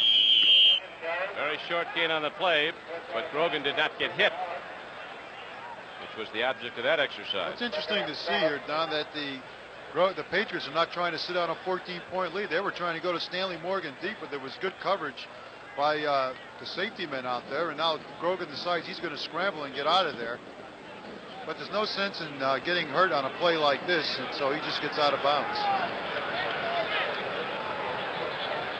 1:16 left to go in the first half. 14-0 New England with the ball in the lead. It's usually a draw situation or a screen for the Patriots. Calhoun out of the box quickly. Gets out to the 35-yard line. Don Calhoun was knocked down by 66 Bill Berge. As we come down inside the final minute now of the first half. Grogan looked over to the sideline to see whether Chuck Fairbanks, the head coach, wanted a timeout, but Fairbanks just signaled him off and say, no, let's go in at 14-0. Run it right down, eh? Run it right down. Get in the locker room, get some hot chocolate. Hot anything. Fellas won't even take a taste of the spirits in there. Ball is out to the 38-yard line, and that will be Grogan getting up. It's a little groggy, but he's all right. And that play doesn't make any sense, really, with 30 seconds left in the half. Grogan calls his own number when you're up 14-0. Run the clock out. Well, here the Eagles are going to put an all-out rush, I would think, with 19 seconds left on the clock. That's 4th down situation. They're going to go out and try to just block the punt and get some points on the board. They can't do it with their offense, so they might as well try it with their special teams. That long passes, one was 64 yards, the other about 21 yards out. Those were the scoring throws as Grogan hit Stanley Morgan and then Darryl Stingley, his 2 starting wide receivers, for the touchdowns. Darryl Stingley really came into his own this year. I mean, he's been 5 years out of Purdue. The other 4 years weren't that productive. So Bataha was the starter, and this year they decided to go with Stingley. Great golf event coming up next Saturday and Sunday here on CBS. The mixed team championships from Largo, Florida. You'll see a lot of the top men professionals teamed up with their counterparts on the women's tour. People like Arnold Palmer will be teamed up with Sandra Palmer. Ben Crenshaw's playing in that, Jerry Pate. And here is the punt by Mike Patrick. This time he got all of it. Driving back Wally Henry inside his 15. And the red shirts are coming again all the way down, and Wally Henry gets nothing. Well, they have a penalty marker because they rushed in and they were putting a good rush out. Watch right here. Watch Patrick. They almost get the football here. They just miss it. Ooh. They just nudge him. Papali nudges Patrick, and it's a first down for the Patriots with 8 seconds left in the first half. He didn't hit him very hard, but Patrick swooned. I love that. I swear. They should be Academy Awards given for the best swoon by a punter. I like how many times they spin. They used to have cleats like that had round bottoms. I often thought they ought to give them to the punters. It would help them. Running into the kicker, number 83, defense, first down. Well, I don't know if he ran into the kicker. Sort of sashayed into the kicker here a little bit. I think he'll go for the bomb. With 8 seconds left, you have Morgan on one side and Stingley on the other. Why not go for the 6? Then a hoedown. Grogan takes a look. Grogan's going to get himself carried out of here. I don't understand it. Well, that was the gun. And the first half comes to an end as the New England Patriots, on the scoring throws of Steve Grogan, take a 14-0 halftime lead. Both defenses playing a hard-hitting, solid football, but the Patriots were able to get their wide receivers free twice for the scoring plays. Stanley Morgan from 64 yards out, a Ritter out of Tennessee, and he got the first touchdown, and then later Darryl Stingley turned in on the same cornerback and got it from about 20 yards out. And now it's a 14-0 game as they go to the locker room, and happy to be there are both these clubs. Don Hasselbeck, the rookie from Colorado State, has been a difference, though, Don. With Russ Francis hurt, the problem was that they didn't know that they had a tight end they could throw to, and Hasselbeck has taken the pressure off the outside receivers, and because of that, Stingley was able to shake free and Morgan was able to shake free. Those are the only real scoring threats. Philadelphia, on the other hand, has driven 3 times inside the 20-yard line, once down on a 1-yard line, came up empty every single time. Ole Johansson missed on 2 field goals, and then they stopped him the last time, and that's been it. So Philadelphia has not been able to get on the scoreboard. Well, the Eagles did establish one thing. They can get people open against the New England secondary, and I think New England has been in the latter part of the second quarter, Nick, going to the blitz a lot more to get more pressure on Ron Jaworski, because they weren't getting a whole lot with just the front 3 rushing. Well, you could see that the coverage decided they were going to double team Harold Carmichael most of the day. By double covering Harold Carmichael, they left open the tight end who was coming across, and it caught 3 passes, and that was Krepley for big yardage. But again, they just weren't able to capitalize on the great catches by Krepley. And sooner or later, you have to put points on the board. The defense for the Eagles has only allowed 15.5 points per game, but the offense really has not been that productive. Well, certainly not in the first half here. The one that really hurt the Eagles was the 1st and goal at the 1 on the pass interference call against Carmichael in the end zone. The Eagles could not get points. 2 running plays, an incomplete pass, and a blocked field goal. But they are a team that stands in and plays you for 4 tough quarters. You can be sure they'll be out there harder than ever in the 3rd and 4th quarters. We'll be back to Foxborough, Massachusetts very shortly with a score: the Patriots 14, the Eagles nothing.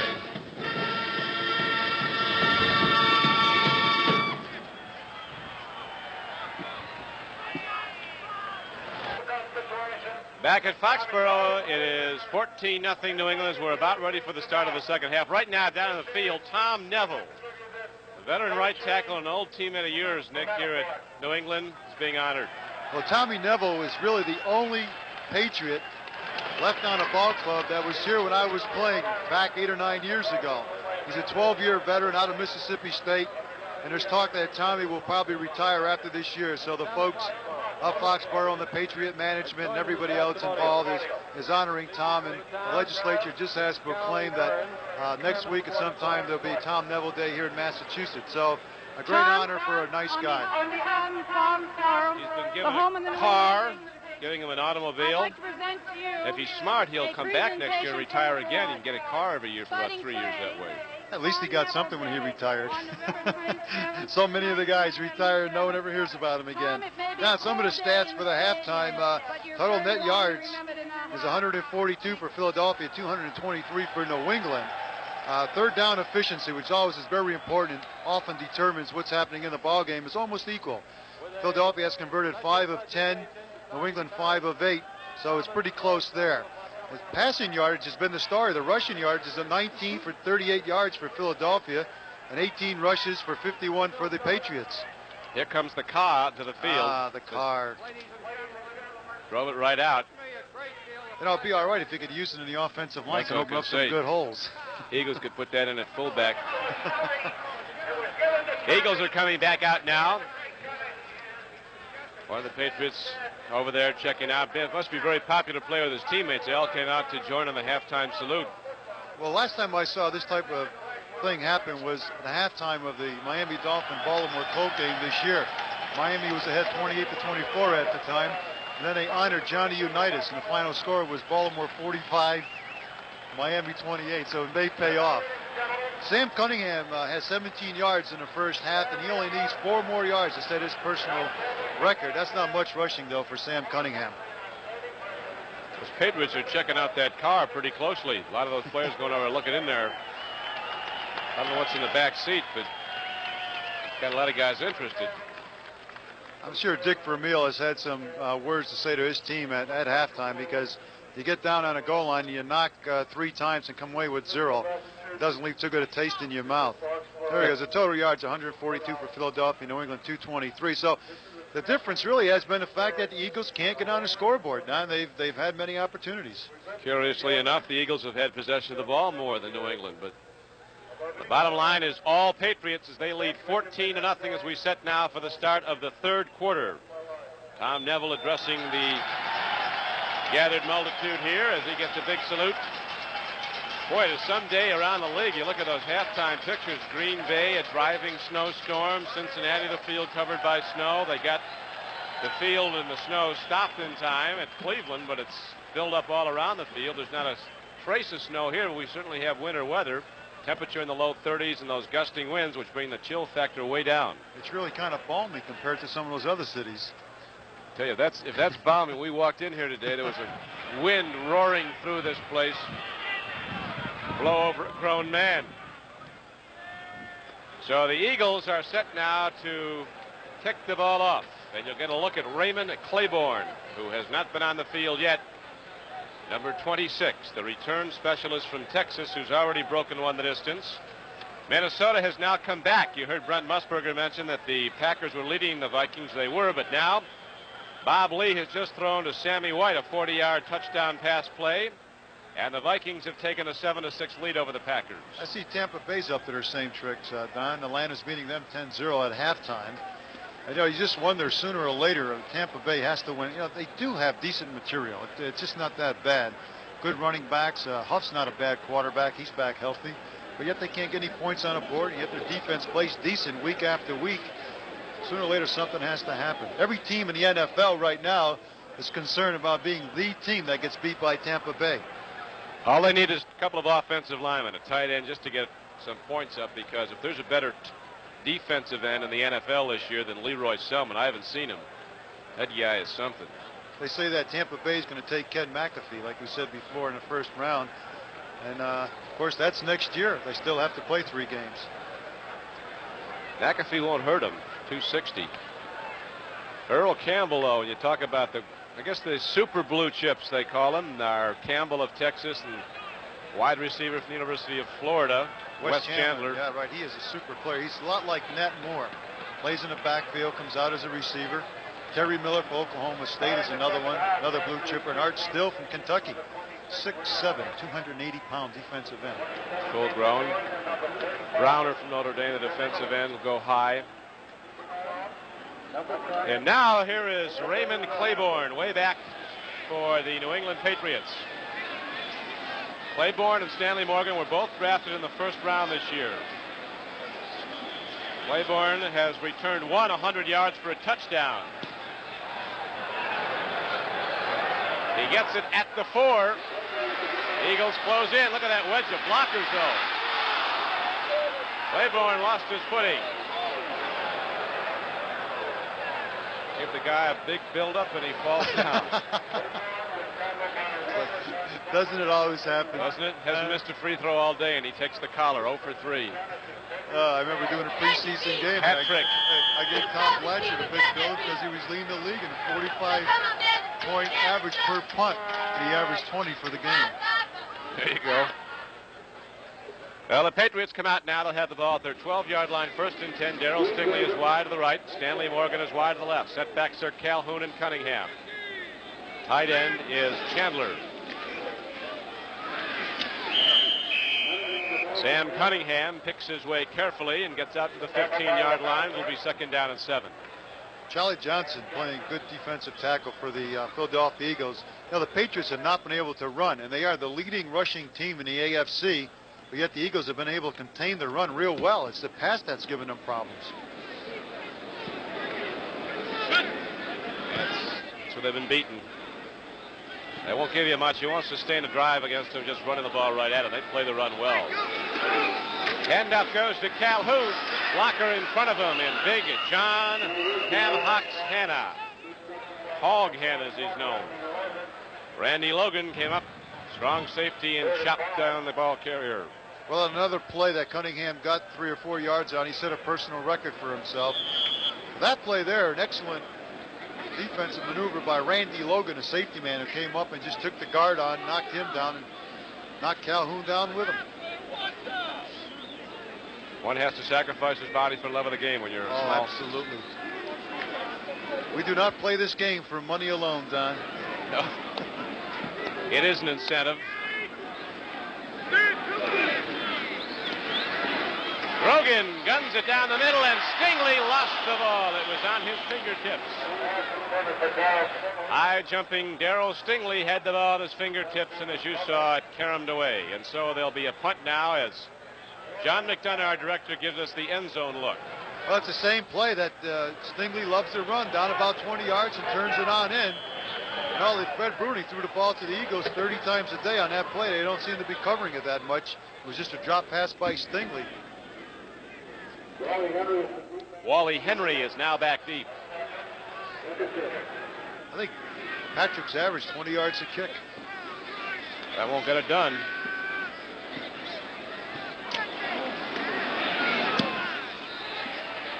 He hit that one not very deep. Eagles will have to let it roll, though, and it takes a big, big New England hop down the field. Now goes back the other way, and it's down to the 43-yard line. So the Eagles go on offense 1st and 10 with 13-13 to play in the 3rd quarter, and the Patriots holding the advantage they had at the half, 14-0.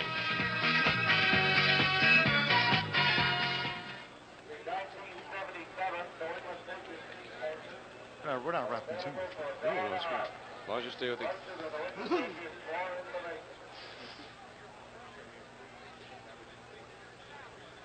It's averaging 40. The official car of the New England Patriots. Just a beautiful one. Visit your local showroom and see why the Patriots selected for them.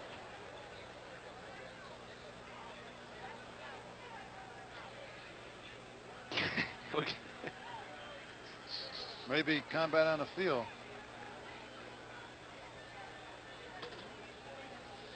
You guys still in the truck?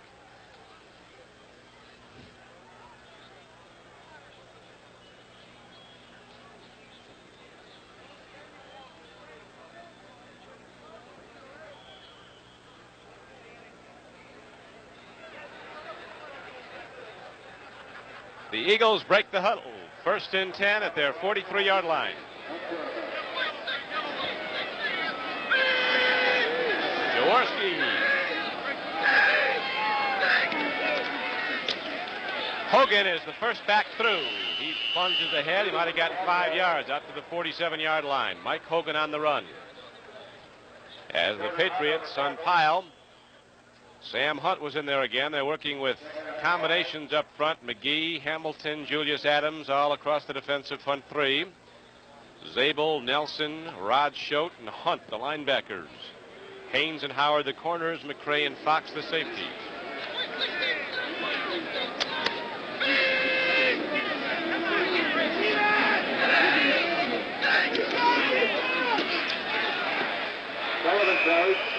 Tom Sullivan didn't get much. Got the ball to the 49-yard line. It'll bring up third and about 4. Sam Hunt and Steve Zabel were on the stop for New England. Wade Key led the play on that one, but unfortunately Steve Zabel was able to dart in underneath to make the tackle. The Eagles just have not been able to sustain anything on the ground. The Patriots have been playing them up tough in a line, and linebacker has been feeling real close to the line.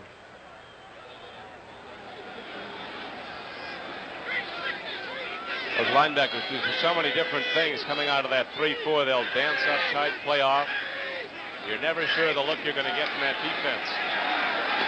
Jaworski has a problem. He eludes it, but for the moment. And then he's knocked down back at the 45-yard line.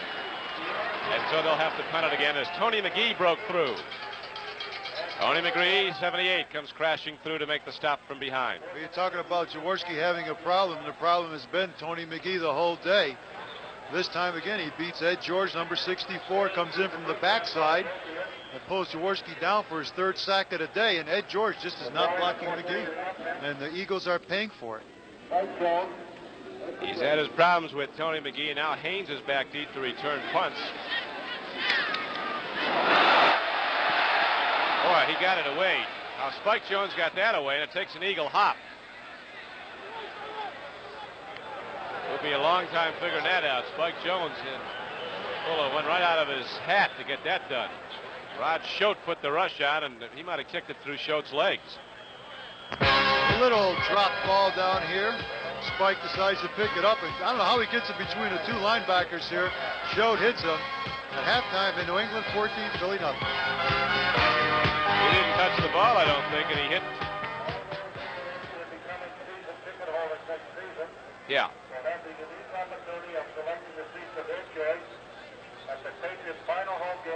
No one's perfect.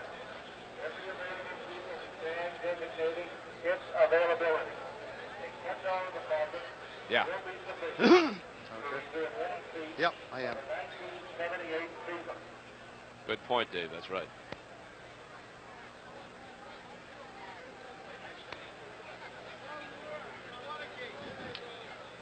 Okay.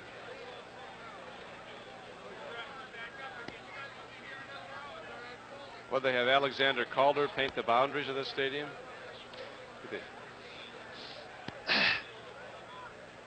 They got a star-spangled look. It's a Calder look.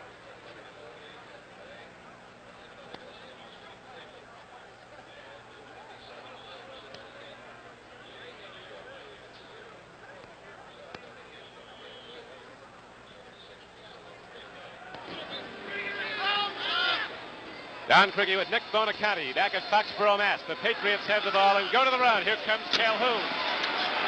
He eludes Berge, and Calhoun sprints up the sideline. John Sanders finally knocked him out of bounds for the Philadelphia Eagles as the Patriots get the ball out ahead 7 yards on the run. It'll be 2nd down and 3. Fred Cox just kicked the field goal, and Minnesota leads Green Bay 10-6. Philadelphia has to make a break for themselves here. Get a fumble or intercept the pass. They can't afford to have the Patriots drive down the field and score another touchdown. That would put them out of it. They can get back in the way it stands now. Here comes Cunningham slashing back on a counter and working his way off tackle. He's out to the 42-yard line. Sam Cunningham. Big, strong Sam Cunningham, 6'3", 235 pounds. The bread and butter man of the Patriot offense, 38 receptions on a year. Right now, 830 yards for 1977. Just a good all-around player, Don. John McKay says he was his biggest football mistake. He used him as a blocking back at USC. McKay's second mistake might have been going to Tampa Bay. Out to the 41-yard line. There's a loss on the play, actually, as the Eagles make the hit behind the line of scrimmage. Calhoun carried the football, and coming up on the play for New England was Randy Logan, the strong safety. A little jostle out there between Bill Berge and Sam Cunningham after that play. Cunningham was trying to block Berge, and Berge sort of greeted him with a forearm to the head. Cunningham didn't particularly like it. Cunningham flies airplanes in his spare time. Calhoun's out of the game, and Ike Fordy's into the game. Fordy's a better pass receiver. And that's what Grogan's looking to. He's got Stanley Morgan going deep, but he swings it out in the far flat. And it's intercepted by the Eagles. Herman Edwards goes up and takes it away. Grogan was waiting on Morgan, but they had a double team on him in the zone. Then he swung it out to the far side looking for Ike 40, and Herman Edwards, the rookie, does it. Plenty of time to throw the football. He just forces the ball here, and Herman Edwards in good defensive position makes an easy interception on 40. No, he just forced that ball in there, tried to force it on, and Edwards had 3 shots at the ball so far today, and he finally come up with 1. How about these for rushing statistics? Hogan, 9 carries, 19 yards.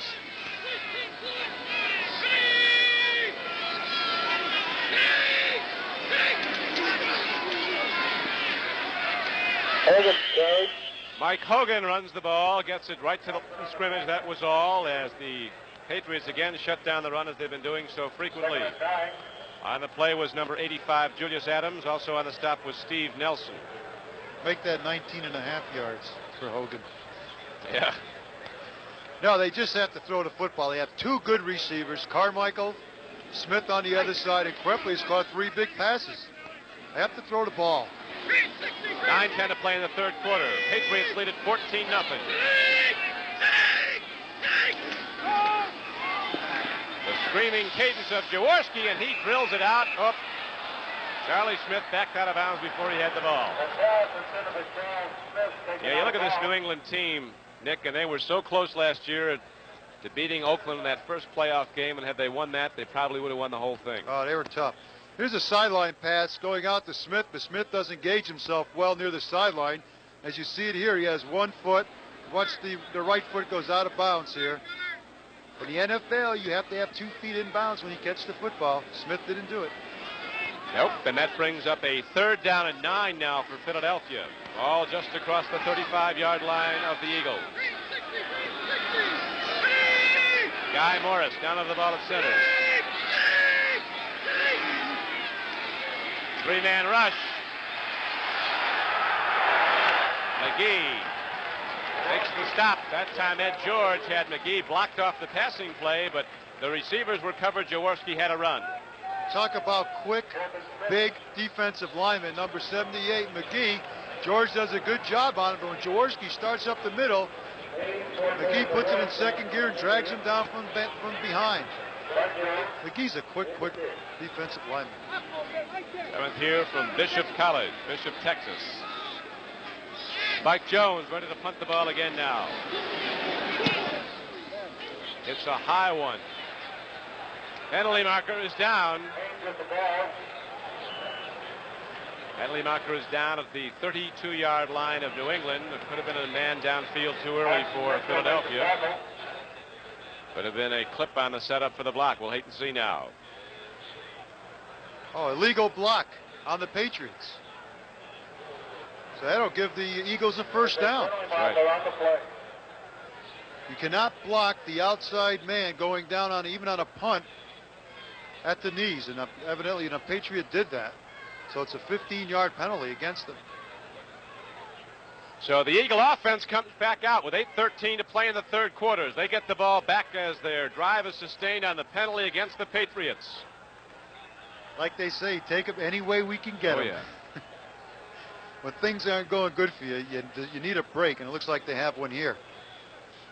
Those safeties for the New England Patriots, Nick, aren't challenging as much as they did after they got burned deep earlier when the play fakes of Jaworski froze everybody and the receivers got behind him. There it is, an illegal block. Legal block on the Patriots. Replay. Right here, you see it right down on the knees. Yep. You can't do that because that man is a potential receiver. That's why you cannot cut him. Talk like a guy's played this game. 1st and 10 as Jaworski takes a look. Lets her go. Boy, he put that right on the numbers of Bob Howard, the left cornerback, but he couldn't hold on. Howard will never get a more sure shot than that. Well, what they're trying to do is they're trying to hit Tommy Sullivan coming out of the backfield. Jaworski gets it out there to him. It looks like he has a linebacker beaten. But all of a sudden, Prentice McRae comes out of nowhere and almost intercepts the pass. I'll make that Bob Howard, number 24, almost intercepts the pass. So the Eagles get the 2nd down and 10 play coming up now. They have Harold Carmichael going wide to the left. Charlie Smith is out in the right flank. Hogan and Sullivan the setbacks as they open up. Jaworski with a deep 10-yard drop, swings it out. Sullivan makes the catch, and again, big Sam Hunt. Look at that man, 250 pounds, and he can run. Man, to have that size and be able to deliver that type of a blow. It's a screen pass to Sullivan, but Hunt sniffs it out beautifully, breaks through a couple of blockers, and crunches Sullivan for a big loss. Now it's a 3rd down and 14 situation for the Eagles. And the guy we haven't heard from all day, Don, is number 17, Harold Carmichael. They had him open a couple of times deep. Had the 1 reception for the 1st down, but double coverage on Carmichael. 3rd and 14 now. 3 men are deployed wide.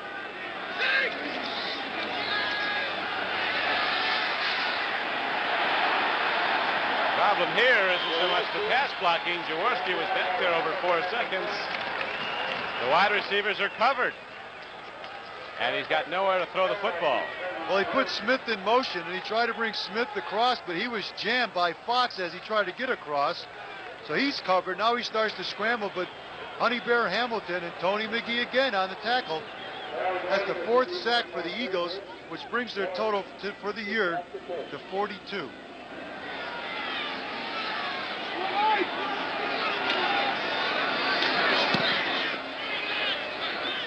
Down the field, the ball. Ooh! Stanley Morgan gets the ball, and that is roughly grabbed by the nape of the neck and thrown down, and a penalty marker is also down on the play with 6:45 to go in the 3rd quarter. The Patriots coming into the game with a 6-4 record. They trail Miami in the AFC East. The Dolphins now with an 8-3 record following their Thanksgiving win at St. Louis.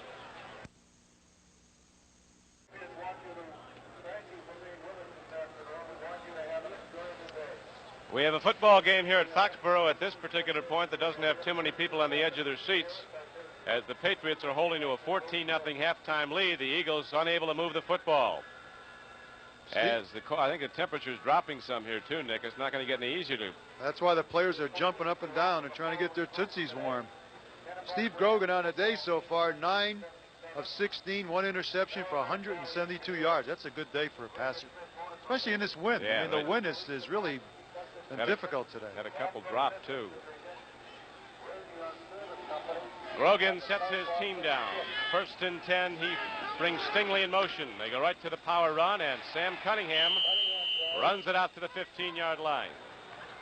Sam got 6, knocked down by Mahal. I had a chance to talk with Chuck Fairbanks yesterday. He really is just a wonderful guy and a good head coach, and he gave me about a half hour of his time, really, in a very busy day for him.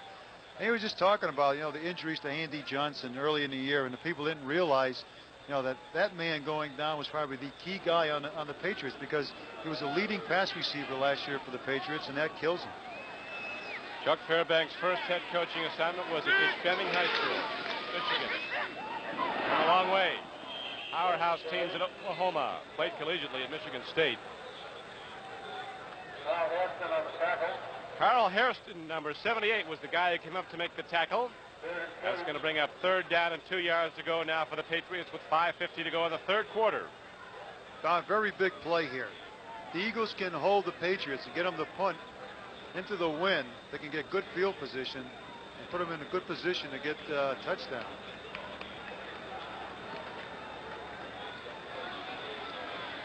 Grogan brings his team out in a tight formation. He has his 2 tight ends in Hasselbeck and Chandler. He goes to the money back, Sam Cunningham, and the big guy delivers. He gets 2 in the 1st down. Grogan has 200 yards total offense throwing and running. He's passed for 172, run for 28. Of course, he's thrown for both touchdowns in the game. And now the Patriots, with command of the game, 14-0, are looking to run that football and use the clock. You're still in the third quarter, though. The Eagles need to get back the ball and strike long. They need the big play.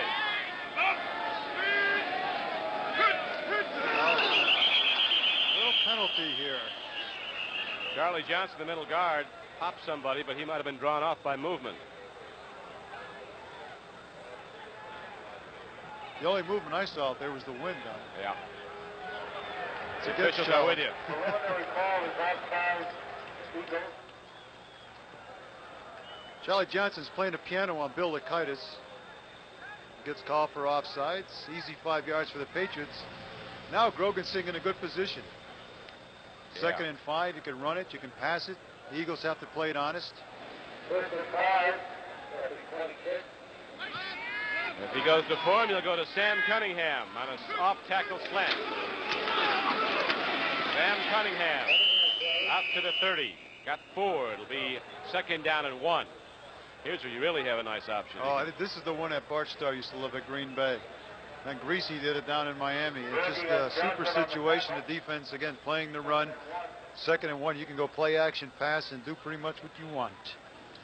Atlanta's beating Tampa Bay 17-0 in the fourth quarter. Gary Huff has been pulled from that game, and rookie Randy Hedberg has gone in. What's that going to do? Very little. Sam Cunningham, now they're going to Sam. He's getting a lot of work here as the game wears on. He gets the ball out across the 35-yard line to the 36. Knocked down by John Sanders and Bill Berge. No, we really haven't heard much from number 66, Bill Berge, today. Normally Berge's in on, 70% of the tackles, but they've been walling him off. Here he gets in on it, but it's a little too late. 4 yards down the field. You have to get that on the line of scrimmage. Don Hasselbeck comes in with the play. Gives it to Grogan. The way Hasselbeck's been getting open, to call his play.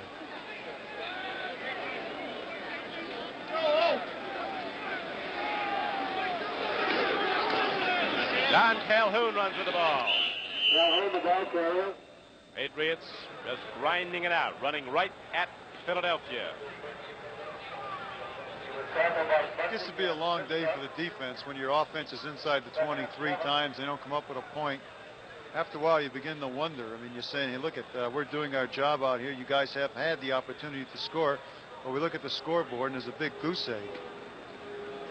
This is really only the second game all season that the Eagles have been out of. They were beaten by the Rams 20-0. Were never in that game. They certainly had a chance to be in this one. They had first and goal at the 1, second quarter, and couldn't get it in.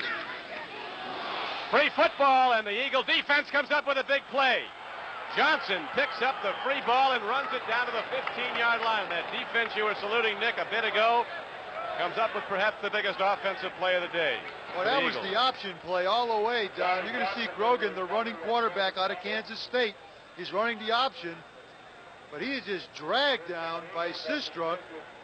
The number 65, Charlie Johnson, picks up the ball and starts to play fullback. He's dragging Cunningham with him, and it's a first down. They rule it dead The 30. at the place where it was recovered at the 30-yard line. But again, now the Eagles can get back into the ball game. A little fire in them, they can do it. So the Eagles get a break from their defense, forcing the turnover. It is now first and 10 Philadelphia, the 30-yard line of New England.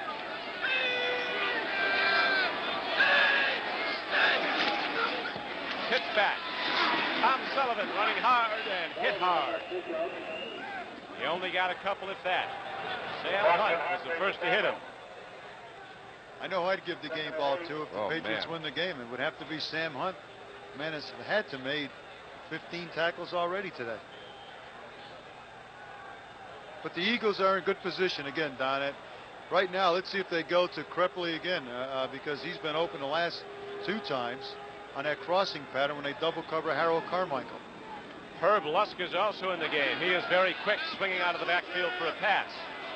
Second down and 8. Hogan and Lusk are the setback.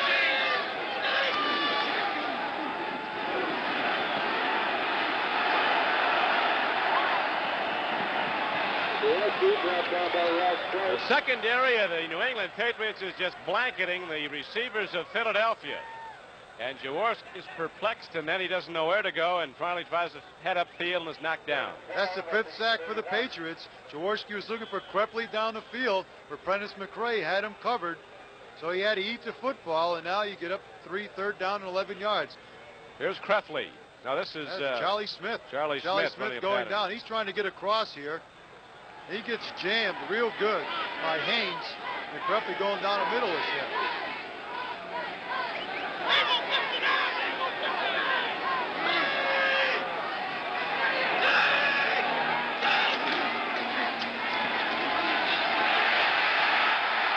Jaworski, as the red shirts close in, is chopped at the 25-yard line by Rod Schote. He's gotten him the last 2 times. Same situation. Now he's looking for Charlie Smith on the outside. Good pass protection. Hogan and George doing a job. Bishop breaks in from the other side, and Jaworski decides to run. But Rod Schote, a light linebacker with a quick linebacker, brings him down before he can get the first down. And so 4th down comes up again for the Philadelphia Eagles as Ron Jaworski goes over to talk to Dick Vermeil to somehow try to pull out points.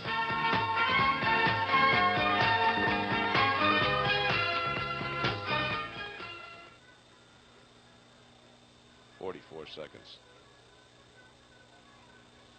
They call it timeout, the Eagles.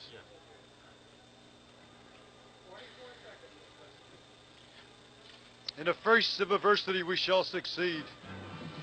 Not so far. We really have another quarter to go. Is there 44 seconds left?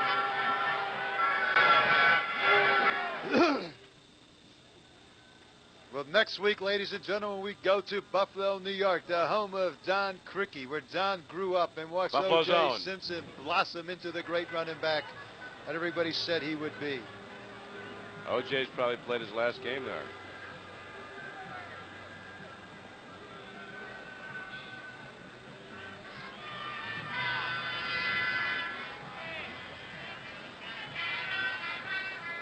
This is Don Criqui with Nick Bonaconti. Nick just pointing out in the postseason awards, the 1776 club, that he was the MVP of the Patriots in '65. I think that's when the team went 6 and 8. Yeah. They couldn't give it to an offensive man, so they gave it to me. They didn't bother you at all, and they got you down to Miami. Well, the weather's a little nicer. Got a couple of rings down there, too. 4th down now for the Eagles at the 25-yard line of New England. 4th and 6.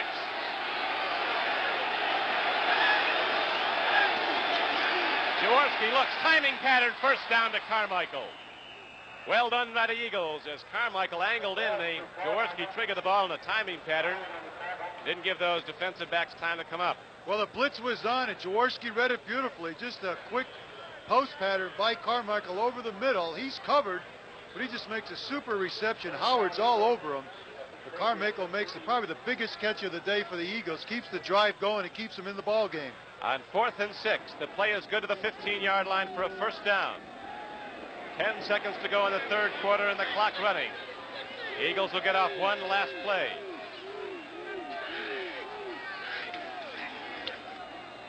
Hogan goes wide and fighting hard. He got ahead for yardage, but it looked like he'd be dropped to the line of scrimmage. The gun just sounded. So that is the end of the 3rd quarter with the score. The New England Patriots 14, the Philadelphia Eagles nothing. Now we pause for a word from your local station.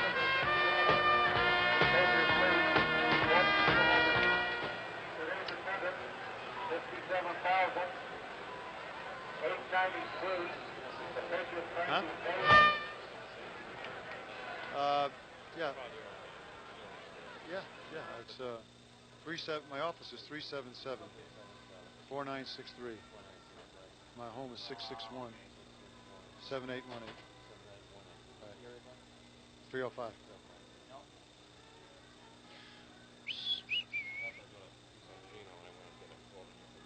On who? Oh, good. Good. What Hall? Oh, that's right. Damn it. You have to wait 5 years for that? He's out. Yeah, he's out 5. Why the hell? I know. Why the hell won't they give him? What's he, the third or fourth leading scorer in NFL history? Gino's third or fourth leading scorer?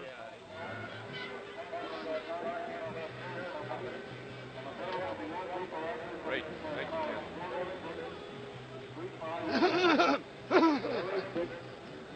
Herb Luss. 57,000.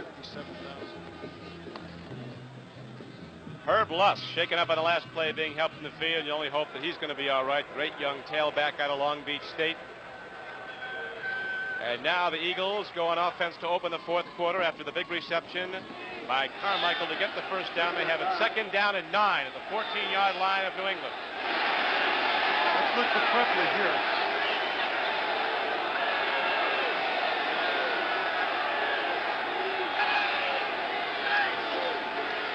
Play fake. And Jaworski lost his footing. So a tough play for the Eagles as Jaworski simply lost his footing, dropping back, and that sets the ball out to the 24-yard line and brings up 3rd and long yardage. 3rd and about 18. The old adage by Jim Hart, that one play will kill you. Here you see him tripping over Mike Hogan's foot. Krepley was going across the middle. It looked like he had McCray beat, but it doesn't do any good because Jaworski hits the dirt for a big loss. It's a loss of 10. Almost looked like he tripped on the 25-yard line. Yeah, he tripped over Hogan's foot, no doubt about that. 57,893 here at Foxborough. See this ball game.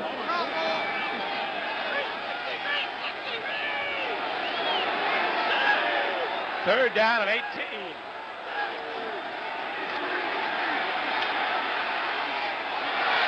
Intercepted by Tim Fox. The Ohio State All-American runs the ball out to the 30. And the Eagles' drive is again thwarted, and the Patriots take back the ball. He's looking for Carmichael all the way. Carmichael goes down. McCray gets a shot on him. He breaks for the sideline.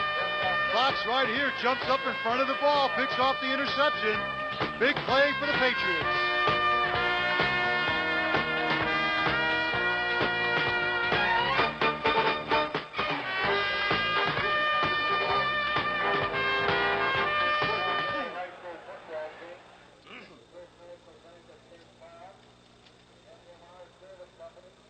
I tell you, Jesus Christ. Whew. About the worst game I've seen all year. What? Are you sure of that? Looks like rosin. That's water from the cup. See, what happens is they throw water on a sideline and it freezes. I don't know. I know someone might have urinated or something. Look across the way. Take a long shot. You can only see in front of the benches. That's good. We'll say it's snowing from the ground up.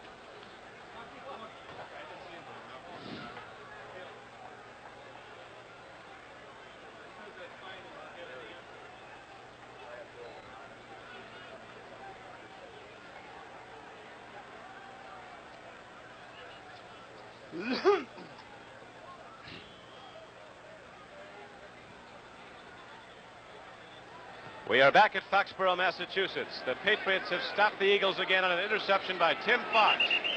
And now New England goes back to the job at hand of running the ball and running the clock. A very brisk day with the temperature now dropping into the 20s. As you see an ice buildup along the sidelines by the Patriots benches. They are looking to go to their 7th win of the year. I think that doesn't make your feet cold down. Oh, man. Standing on that ice. In Miami, we were playing. It was so hot, we used to put our feet in buckets of ice. That's not just the opposite down there. Teams go down there in late December and early December when it's hot in Miami, and you guys used to just eat them up. That ball was up for grabs off the fingertips of Stanley Morgan. That's a dangerous pass when you're ahead 14-0. You throw that flat pass. If it happens to be red, like it was read there by Herman Edwards, it could intercept and end up in an interception and a touchdown for the Eagles. So now we have 13:38 left to play in the game. The ball at the 30-yard line of New England. It'll be 3rd down coming up, 3rd and 8. Ike Forty just checked into the backfield for the Patriots.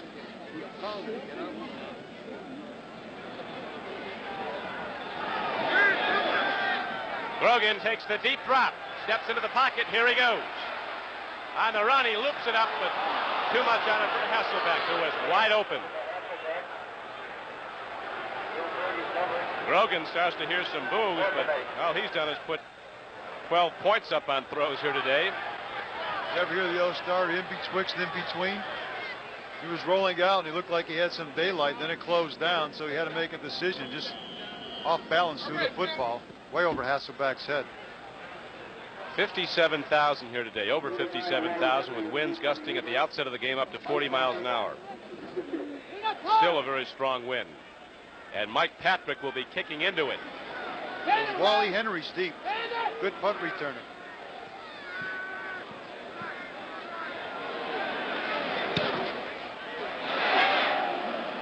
Henry back at the 23, to the 30, the 35, and the 40. And he demonstrates that he is very much a good punt returner.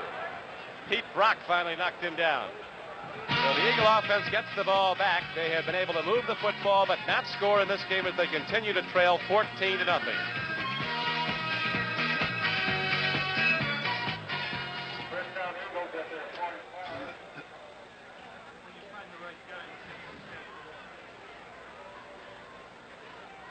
Jesus Christ. Yay! Are you serious? We're so excited up here. Our adrenaline is pumping for the Philadelphia Eagles, led by Ron Jaworski. And the rushing game. The rushing game of Mike Hogan and Tom Sullivan generated 34 yards today. What's that? Oops. Oh, geez, I love my wife so much. I think there's a guy, Wendell Schmendrick's coming You into love the my game. wife too, huh? Schmendrick is in the game now. Who's who? Could you isolate on Wendell Schmendrick?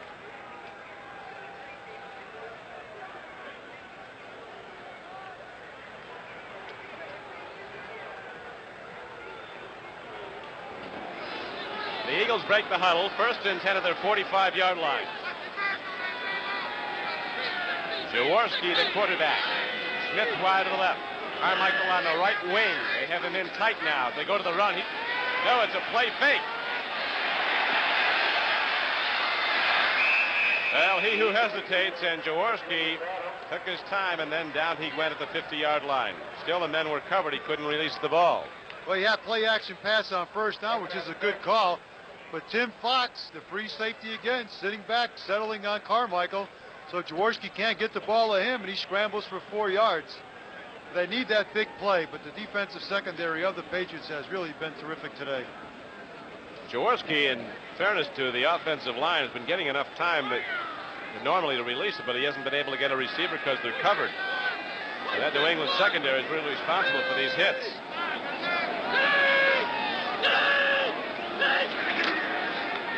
Pitch back goes to Sullivan. Mike Haynes comes up, tries to force the run. Mike Haynes, number 40, in his second year from Arizona State. Some people think is the best cornerback in football, was last season as a rookie. He was so good at Arizona State his senior year, there was very little to look at on film because nobody threw on his side ever in 11 games. They didn't go near him. I don't know how you can go through a career like that without testing someone. Like well, he intercepted 14 as a junior. Is that all? I thought he had a good year. They had the book on him. Now it's third down and about 1 for Philadelphia. 46-yard line of New England.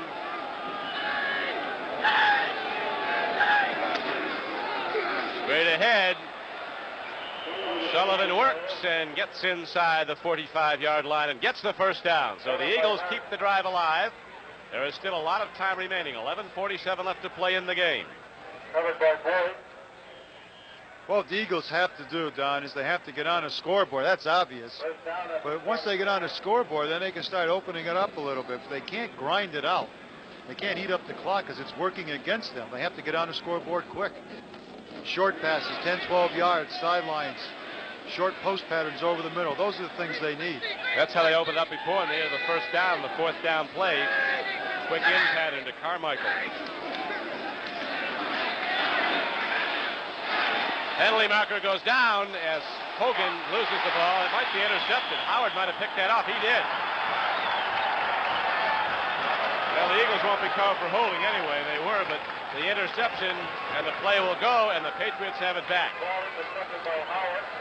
Holding against the Eagles is declined. Jaworski back to pass, starts to scramble and tries to get out to Hogan in his hands, but he's just jostled by King there. Interception resulting for the Eagles. Puts it behind 8 ball again. Steve Nelson made the hit, but freed the ball. No, we did we not. got no count. Yeah, Yep. we hear you now. Better late than never.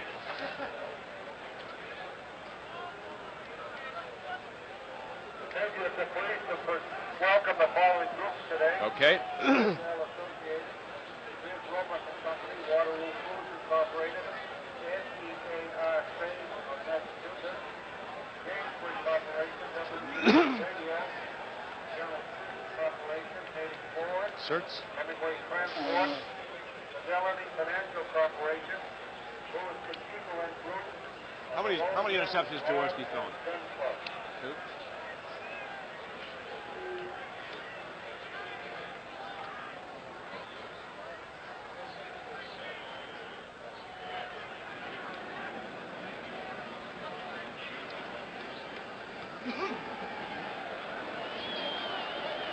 Back at Foxborough, Massachusetts, the Patriots have the ball on a second interception of Ron Jaworski.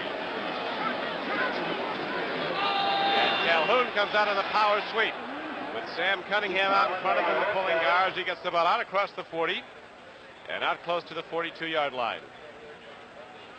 The Eagles have threatened, but not in the second half. They did in the first half. Came about as close as you can come. First and goal from the 1 on a pass interference call, but could not get points, and that really had set the tone of this game as the Patriot defense has toughened up all the more since then. The Eagles have knocked, but the Patriots won't let them open the door, and that's been the story. They've moved the ball between the 20s. 2nd and 5. Right back the other way. Same play to the other side. Calhoun gets ahead, got back to the line of scrimmage and maybe a yard ahead, and that was all. Eagles coming across. Eagles are playing strictly the run now because they're looking for New England to run the clock. Logan came up from the strong safety to make the hit. Grogan just might arc one up. Well, I think the Patriots have to play conservative offensively because they're ahead 14-0. 10 minutes left in the fourth quarter. The Eagles really have not, they threatened, but they have not gotten any points, so they're going to stay conservative. Grogan is a tough guy to get to. The Patriots have allowed only 3 quarterback sacks in their last 7 games coming into this one. They allowed no sacks in their last 2 games, and I don't recall any of Grogan today. One of the big reasons he's so elusive, if you trap him, he runs out of it. See that? That would have been a sack. Grogan got away.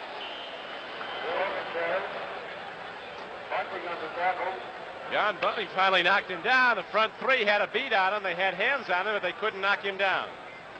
Well, Don, you almost got the Eagles a sack Yeah. here. You talk about the great offensive line of the Patriots, and all of a sudden the Eagles put a good rush on. But again, Grogan, very nifty, swift, sneaks out of there. Watch this hit by Bunting, number 95. That's the way you discourage quarterbacks from running.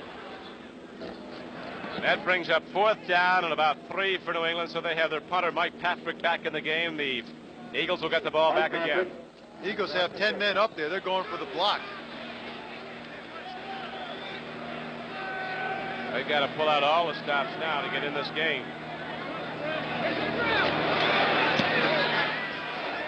Patrick lofts it downfield. Wally Henry lets it bounce. Takes a Patriot bounce down to the 7. So the Eagles get back the ball, but they also have 93 yards of real estate between them and the end zone. Well, Henry has to learn one thing. Either you fair catch the ball or catch it and run with it, because you don't let the ball bounce and give the other team good field position. And we remind you that next Saturday at 5 o'clock, the CBS Sports Spectacular with some of the world's greatest weightlifters competing in the International Record Makers Tournament in Las Vegas. You'll also see the world's strongest men competition, as this week the big boys take 400-pound refrigerators on their backs and run 40-yard courses against time. And then mixed team golf championships is coming up next week, also on CBS, next Saturday and Sunday. Mike Hogan goes to the run and gets the ball up to the 12-yard line, picked up 4. One of those world's strongest men. What's that, the one where they carry the refrigerators on their back? Strap a refrigerator, a 400-pound refrigerator on their back, and then race for 40 yards. Is that filled with food, or is it empty? I don't know what's in there, but... maybe it's some leftover Thanksgiving turkey. Get some Harvard men cart nose down the 40-yard course.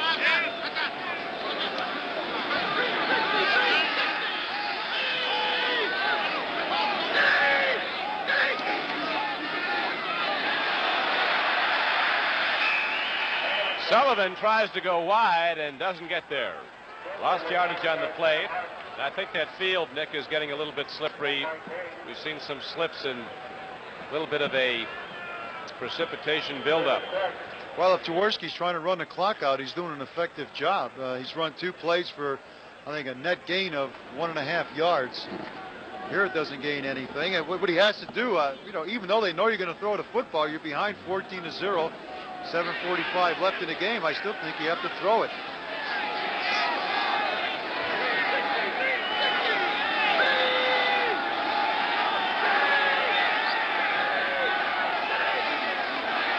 Jaworski takes a look.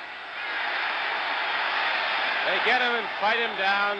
Whistle's finally going to blow, and there it is. And Jaworski is going to be ruled sacked by Greg Boyd down at the 3-yard line. Well, that becomes his 6th sack for the Patriots today. That gives them 38 on the year, which they lead the AFC. Here you see tough Tony McGee, number 78, making the tackle again. The fans are on their feet cheering the Patriot defense. They ought to be. They played a great football game. Well, the problem with Jaworski is that he's running on 1st down, running on 2nd down, and throwing on 3rd, and, that's not much imagination. No, it isn't. It hasn't been a better day for the Eagle offense, quite obviously. The numbers point that out. 14-0 New England. And now Spike Jones is backed up with only 13 yards. But he gets a good punt away. It carries up high into a crosswind. It is taken by Mike Haynes. He fumbles it and falls out of at the 40. And with 6:55 left to go in the game, the New England Patriots get back to football 1st and 10 as we have a little extra going on. We were talking about that mixed team golf championships. That's coming up next Saturday and Sunday here on CBS. You'll see it on Saturday, December 3rd at 4 o'clock, and on Sunday, December 4th at 4 o'clock. The final 2 rounds of mixed team championship. The field is headed by defending champion Chichi Rodriguez, and you'll see Chichi and his partner going against Ben Crenshaw, who's teamed with Judy Rankin. Arnold Palmer and Sandra Palmer, both former U.S. Open champions, on their respective tours are entered. Jerry Pate will be playing with Hollis Stacy. A lot of great golf next Saturday and Sunday. The mixed team championships in Largo, Florida, here on CBS. Swing pass goes out to Calhoun, and he heads up the middle, and Calhoun gets ahead for very little yardage as the Eagles defense, a rile-up, upset group at their good efforts and the inability of the offense to convert into points. They're still playing hard, the Eagles on defense. George Wilson, the old coach who was head coach of the Detroit Lions and then coached down in Miami for a while, said that if the defense can hold the other team to 17 points or less, there's no way that they shouldn't win the ball game. Here the Eagles have held the Patriots to 14 points but find themselves on a short end. Reminds me when Robustelli was captain of the Giants' great defensive teams. He used to say to the offense when they're going out, see if you can hold them. Defense is to win the game. Here is Cunningham running straight ahead and gets inside the 35-yard line down to the 34. So the Patriots with their 14-0 lead, and that's how it stood at the half. Run the clock down to 5:55 and moving. The Patriots scored in the first quarter when Steve Grogan dropped back and caught his rookie sprinter from Tennessee, Stanley Morgan, wide open in the secondary, hit him with a long pass, and Morgan outran the field into the end zone for 64 yards and a touchdown. Then in the second quarter, Grogan gunned the ball 16 yards and an in pattern into the end zone to Darrell Stigley. It was 14-0 at the half, and now that's how it stands with 5:30 to play in the game as Grogan looks again on an in pattern. Incomplete. Why would Grogan be throwing at this juncture? I don't know. It would seem to me that he would try to run the football and probably punt on 4th down, but that time he was very wise by putting the ball to the outside of Stanley Morgan because Bill Berge was sitting on the inside of him. Could have been an interception. Cincinnati is beating the New York Giants in the fourth quarter 30-6. And there's cries of bring back Bill Arnsparker. Sure not some great football, New York. Mike Patrick has got the kick.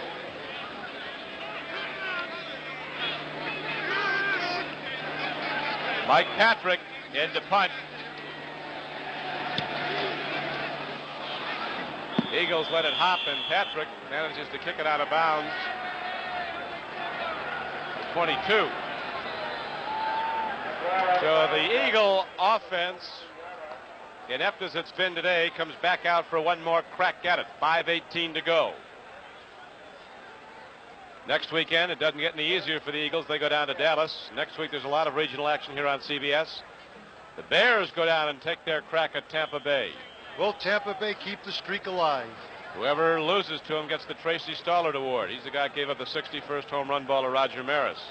Philadelphia, Dallas, as we mentioned, San Francisco, and the Vikings at Bloomington, Minnesota. Bring your galoshes for that one. Oh, man. Snowing hard in Green Bay today, where the Vikings are leading 13-6 over the Packers. Jaworski lost the ball. Fortunately, Tom Sullivan fell on it.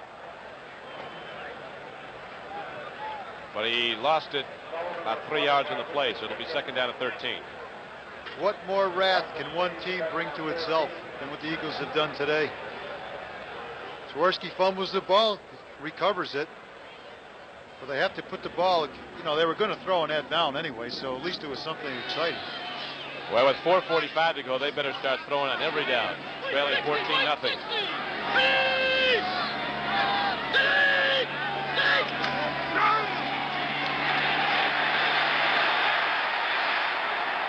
Boy, they're playing hardball out there now. Rod Schote comes in and bounces Jaworski down on that hard frozen turf.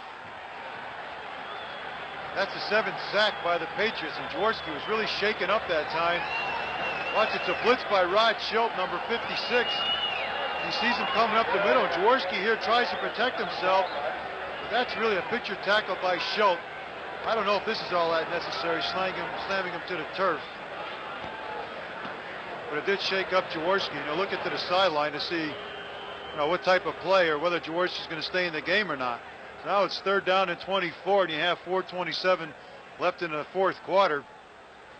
Might as well just put it up, Don. There's nothing to lose, except your life. Yeah, that's about right. 8 sacks, 51 yards lost. Jaworski will be in the whirlpool till Thursday.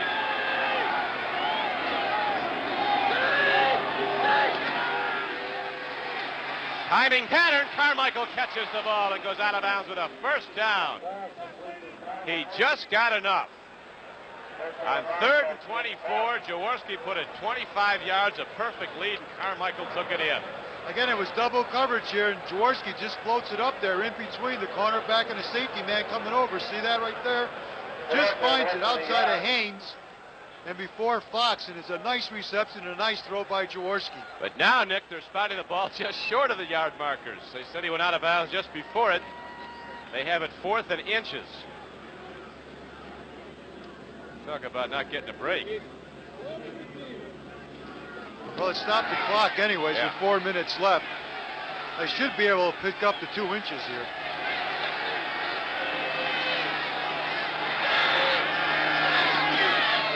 They got it.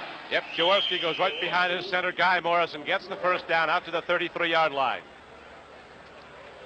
Dick Vermeil and the Philadelphia coaching staff, they haven't won many games, but they've done a good job coaching this team. I mean, the team doesn't get it inside the 20-yard line 4 or 5 times a ball game, without good coaching.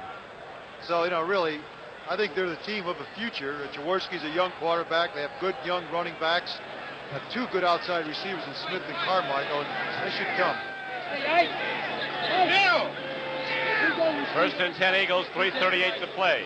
Patriots 14, Eagles nothing.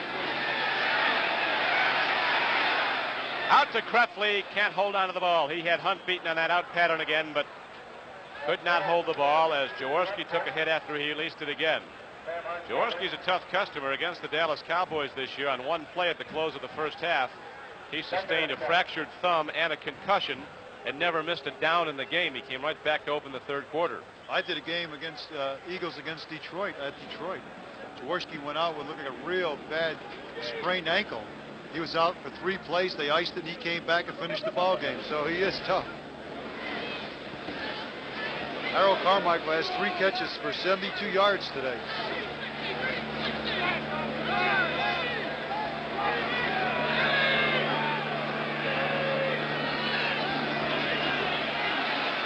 Jaworski better unload because they're closing in. He does. Carmichael was open coming back, but Jaworski got it in low. And he might have seen that penalty marker go down. There was a penalty marker also. Penalty marker was against the Patriots. They were offside. Looked like the right defensive end jumped offside on that. She got it. We'll look at it again here now. I know Jaworski goes by and he does some nifty footwork back here to avoid the rush by McGee. Again, he steps up in the pocket and he throws to Krepley, but wide open down the field. Number 17, Harold Carmichael. He just didn't see him. Yeah, there's another angle of it again. Watch McGee here. Jaworski will step up and he throws to Krepley for some reason with 2 men on him, and Carmichael standing by himself. Well, it's 2nd down and 5 now coming up for the Eagles at their 38-yard line.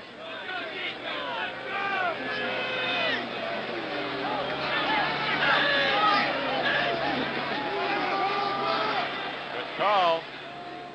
Bainbridge were looking for a pass all the way, and the Eagles run it for about 10 yards. They get it out across the 45-yard line. Mike Hogan took the ball. Well, the Patriots are going to give them all of those that they want. I mean, there's 3 minutes left in the ball game. They're ahead by 14 points. They'll give them all the passes in front of the cornerbacks and safeties, as long as they make the tackle inbounds, heats up the clock, and the Eagles need a quick touchdown. Patriots are at Atlanta next week. Doesn't get any easier for them after that. They go against the Dolphins and then the Baltimore Colts. As you mentioned, they're the only team that's beaten Baltimore.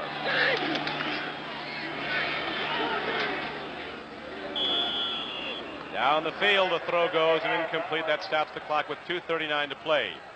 After the Jets came back to tie Pittsburgh 13-13, the Steelers have opened up now. Jarrella just kicked a 36-yard field goal, and Pittsburgh has taken a 23-13 lead.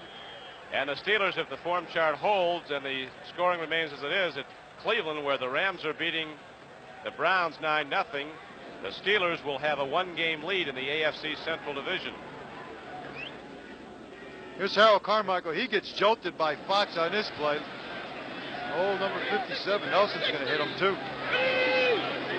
Jaworski's thrown 25 times, has completed 10 for 144 yards. He's been intercepted twice and sacked 8 times. Home run ball. Charlie Smith running hard and can't quite get to it. Good coverage afforded by Bob Howard, number 24. And that brings up 3rd down and 10. Bob Howard's 11-year man out of San Diego State. Been a good steady cornerback for the Patriots. Looks like he's hurt on that play also. So is Charlie Smith. He's down also. Charlie's holding his ankle. 3rd and 10. It is a game of violence. Any way you look at it, you're going to get hit on a play one way or the other. Reminder that the Patriots urge you not to walk on Route 1 after leaving the stadium. Howard might just be winded. There we see here, they get their legs tangled up here, and Howard falls on the ankle right there, Charlie Smith. He rolls up on his ankle. I'm sure it was not intentional, but Charlie looks like he's okay, but Howard is still down on the ground. Because Charlie Smith from Grambling, he never even played football. He was a senior in high school. And then at Grambling, he was the team ball boy at first. Next Saturday at 5, the big man from the Soviet Union, Vasily Alexiev, will go against some of the world's top weightlifters, the perennial gold medal winner from the Soviet Union, in some of the competition from the International Record Makers Tournament of Weightlifting. And then you'll see more strongmen as the CBS decathlon of the world's strongest men continues with the refrigerator race. Last week we had him picking up young ladies. This week we got him running with refrigerators on their backs. Up in Alaska.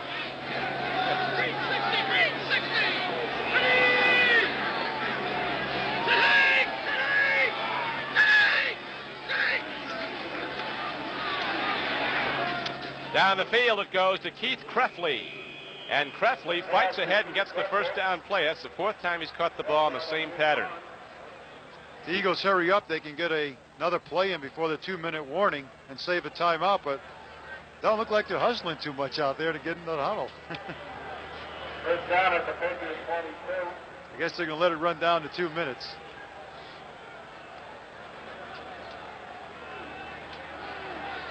That's what they're going to do. They let 17 seconds go by and go down to the 2-minute warning. And so, as we start down the stretch now, the Philadelphia Eagles begin to mount a challenge, but they've done that before and have yet to score a point in the game. They trail 14-0.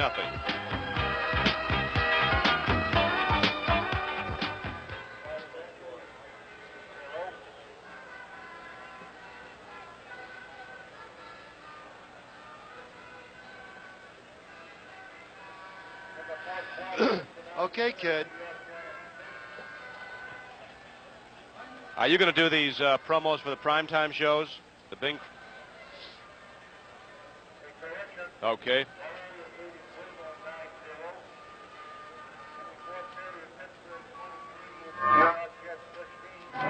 What's that? The 11 and 4. That's 25 straight games they've lost.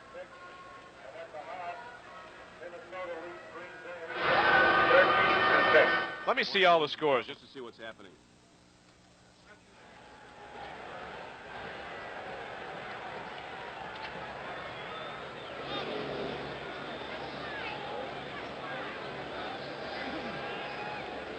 This is Don Criqui with Nick Bonacani back in Foxborough, Massachusetts.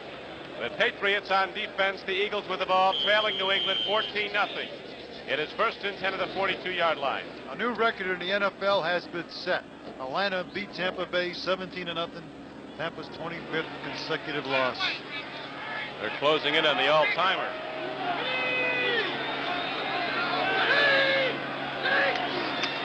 Here is Jaworski taking a look deep. In the flat he goes. The ball is caught very nicely.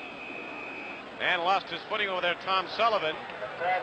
And he did get ahead for yardage, but he was in bounds, and the clock runs. And the Eagles now go into formation without a huddle as their pre-call play sets up in the 2-minute drill.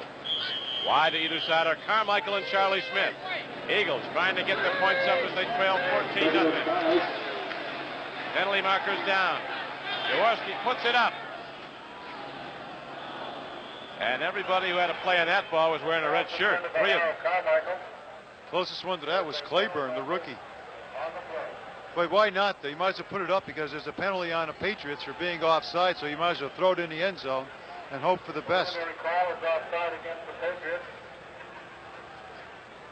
Offside call against the Patriots, though, and we're going to have a 2nd down and 5 coming up for Philadelphia.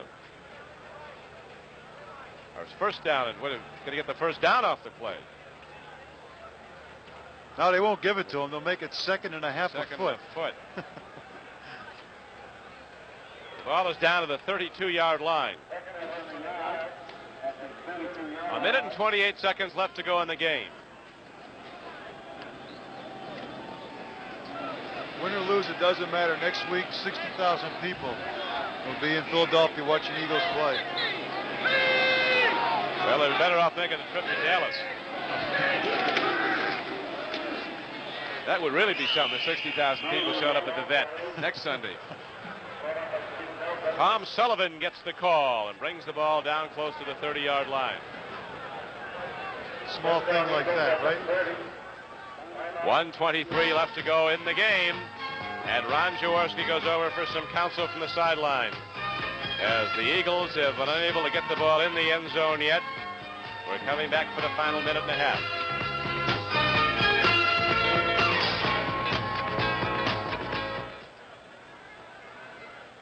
What a dull.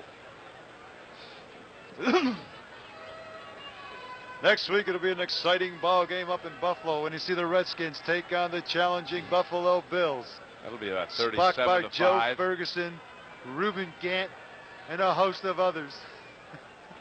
A host of others. Why bother? To show up 78 yards. Don Crick and Nick Bonacani freezing up in Buffalo, New York. Fortunately, Dave Fox has seen fit to put us inside. We're going to do the game from the truck. What was your full name? What's your name? Billy George. Same as the. What's your last name?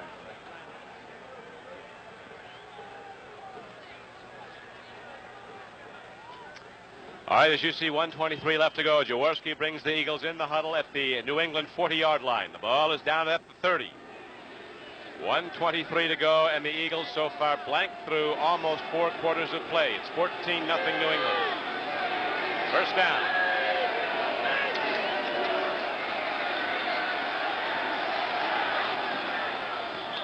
It skips in incomplete. So Jaworski will reload and go back to that huddle and probably put it up the same way again as the Patriots playing very tough in their secondary. They're dropping people way back. They're looking for the deep throws, and they're in that zone coverage as soon as Jaworski sets up. Number 65, Boyd, comes into the ball game for Honey Bear Hamilton, and he's played quite a game today, Hamilton. They like Boyd. They say he can get a good pass rush. Young kid. You got to be a football player to make this team.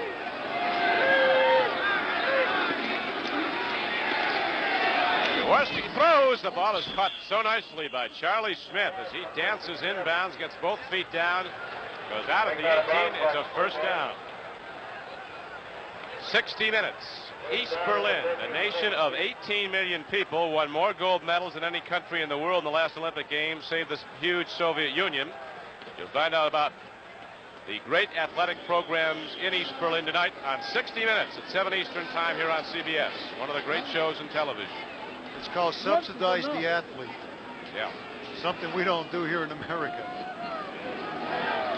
Well, you start playing a game, they put them through gymnastic exercises when they're 5 to see what they're best suited for. They tell you what you're going to play.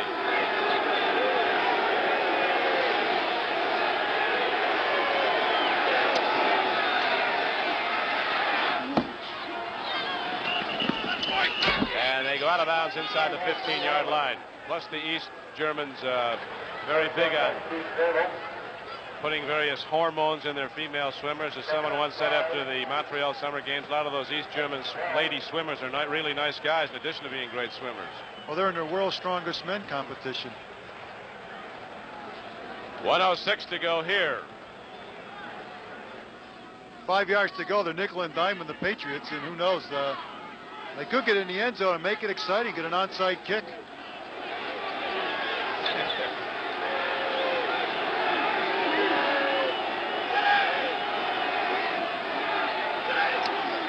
Ron Jaworski drops the throw into the end zone. It's too long. Nick, you were almost looking for a penalty marker there. Well, I thought there might have been a little holding on Carmichael because the ball looked like it was in the air, but they didn't call it on Claiborne, the rookie. We'll be updating all the scores from around the National Football League on this 11th weekend of play. Let's look at Carmichael here on the replay. Carmichael goes down, and the blitz was on, so he turns the pattern to the inside. And you see right there, Claiborne does hold him. No penalty flag. Maybe the referee's from Boston. Could be.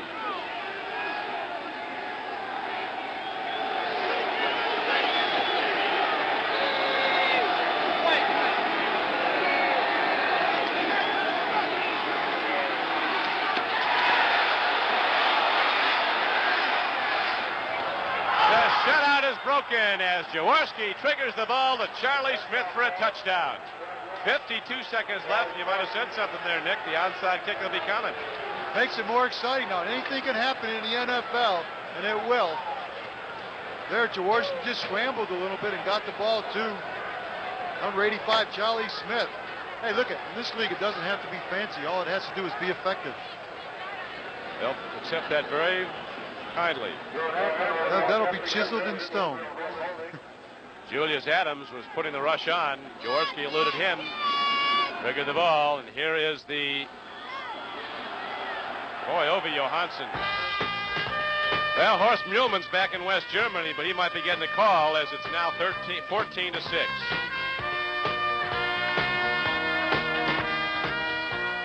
How long was the pass? How long was the pass? 12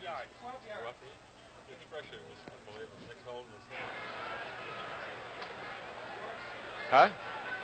Ovi Johansson will get the first I did. bus Give me to again, Sweden.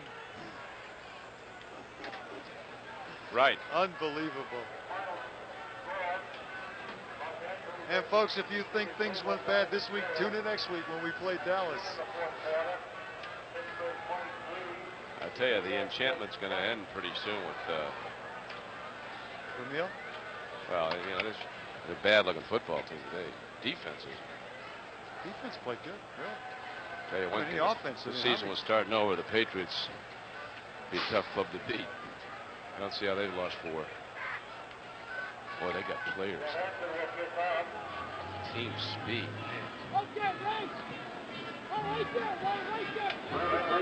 We are back at Foxborough as Ovi Johansson, who is 0 for 2 on field goals, and 0 for 1 on extra points, tries an onside kick. 0 for 4. He got that one to go backwards. It didn't go the full 10 yards. That'll be a penalty against Ovi and the kicking team. Maybe that is Ingemar Johansson.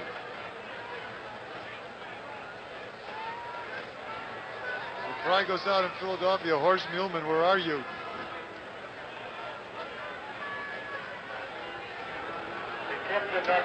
Well, you have to credit the Eagle defense, though. They're a gutty, hard-fighting unit. Play like hard as they can go, flat out for 4 quarters, regardless of the score. Finally, the Eagles did move. They moved the ball rather well various times in the game, but when they got down close, they just could not take it in. They finally did on the throw from Ron Jaworski to Charlie Smith. But now with 52 seconds left to play, the Eagles have to kick off the ball back to the New England Patriots. And the Patriots have a lot of sure-handed people up there on their receiving team. You know, that Eagle defense plays like the guys who coach it. Fred Bruni and Marion Campbell, guys who made their mark in the NFL, and guys who are noted for their toughness, aggressiveness, enthusiasm, and that's the way the Eagle defense plays. They played well all year long. They've got a lot of good people and former great players. Dwayne Putnam, their offensive line coach, 3 times an All-Pro of the Los Angeles Rams. Rod Rust, who works with the linebackers and defensive end. Johnny Rowland with the offensive backs. Carl Peterson. Ken Iman, the former Ram greats on the Eagles staff. Chuck Clausen, Dick Corey. Mentioned Marion Campbell and Fred Bruni. Well, the Patriots recover the onside kick, so that ends the Eagles' hopes. Here with 48 seconds left in the game, and the Eagles only have 2 timeouts left, so they can't really kill the clock effectively. And so it looks like the Eagles will go down to their 8th defeat of the year. And the Patriots will pick up their 7th win. We'd like to take time to thank our very excellent crew. George Sullivan, our spotter. Jod Sullivan, as they call him here. Billy George, our statistician, and Ken Flanagan. And also our very fine producer, Dave Fox, our director, John McDonough, and our associate director, Mike Albanese. And we want to remind you that coming up, following this game on most of these CBS stations, you'll see one of the big matchups perennially in the NFL, the Cowboys and the Redskins at Washington. Of course, with St. Louis getting wiped out, Nick, by your old club on Thanksgiving, Miami, Washington has a shot now, very much so, for that AFC wild card spot. You know, somehow, some way, George Allen will get the Redskins to play over their heads, so they'll be in the ball game all the way. You know they're going to put pressure on Staubach. But it's always interesting to see number 33, Tony Dorsett. He might not play. He had some unwitting defensive lineman hit him in a drill this week, and he had a knee problem. They'll know right before game time. They're going to work him out and see if he'd be ready. But he is a game breaker. Dallas at Washington coming next here on CBS. 3rd down and 8 coming up now for the New England Patriots as the clock winds down and closes in on the Patriots' 7th victory, the Eagles' 8th defeat.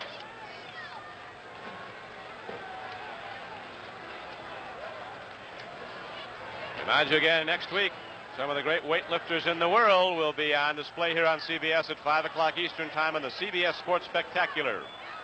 And the final gun pops, and that is the final number here at Foxborough, Massachusetts. The New England Patriots scoring a 14-6 victory over the Philadelphia Eagles.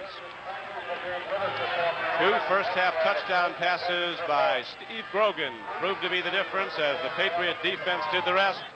The Eagles not scoring until the final 2 minutes of the game.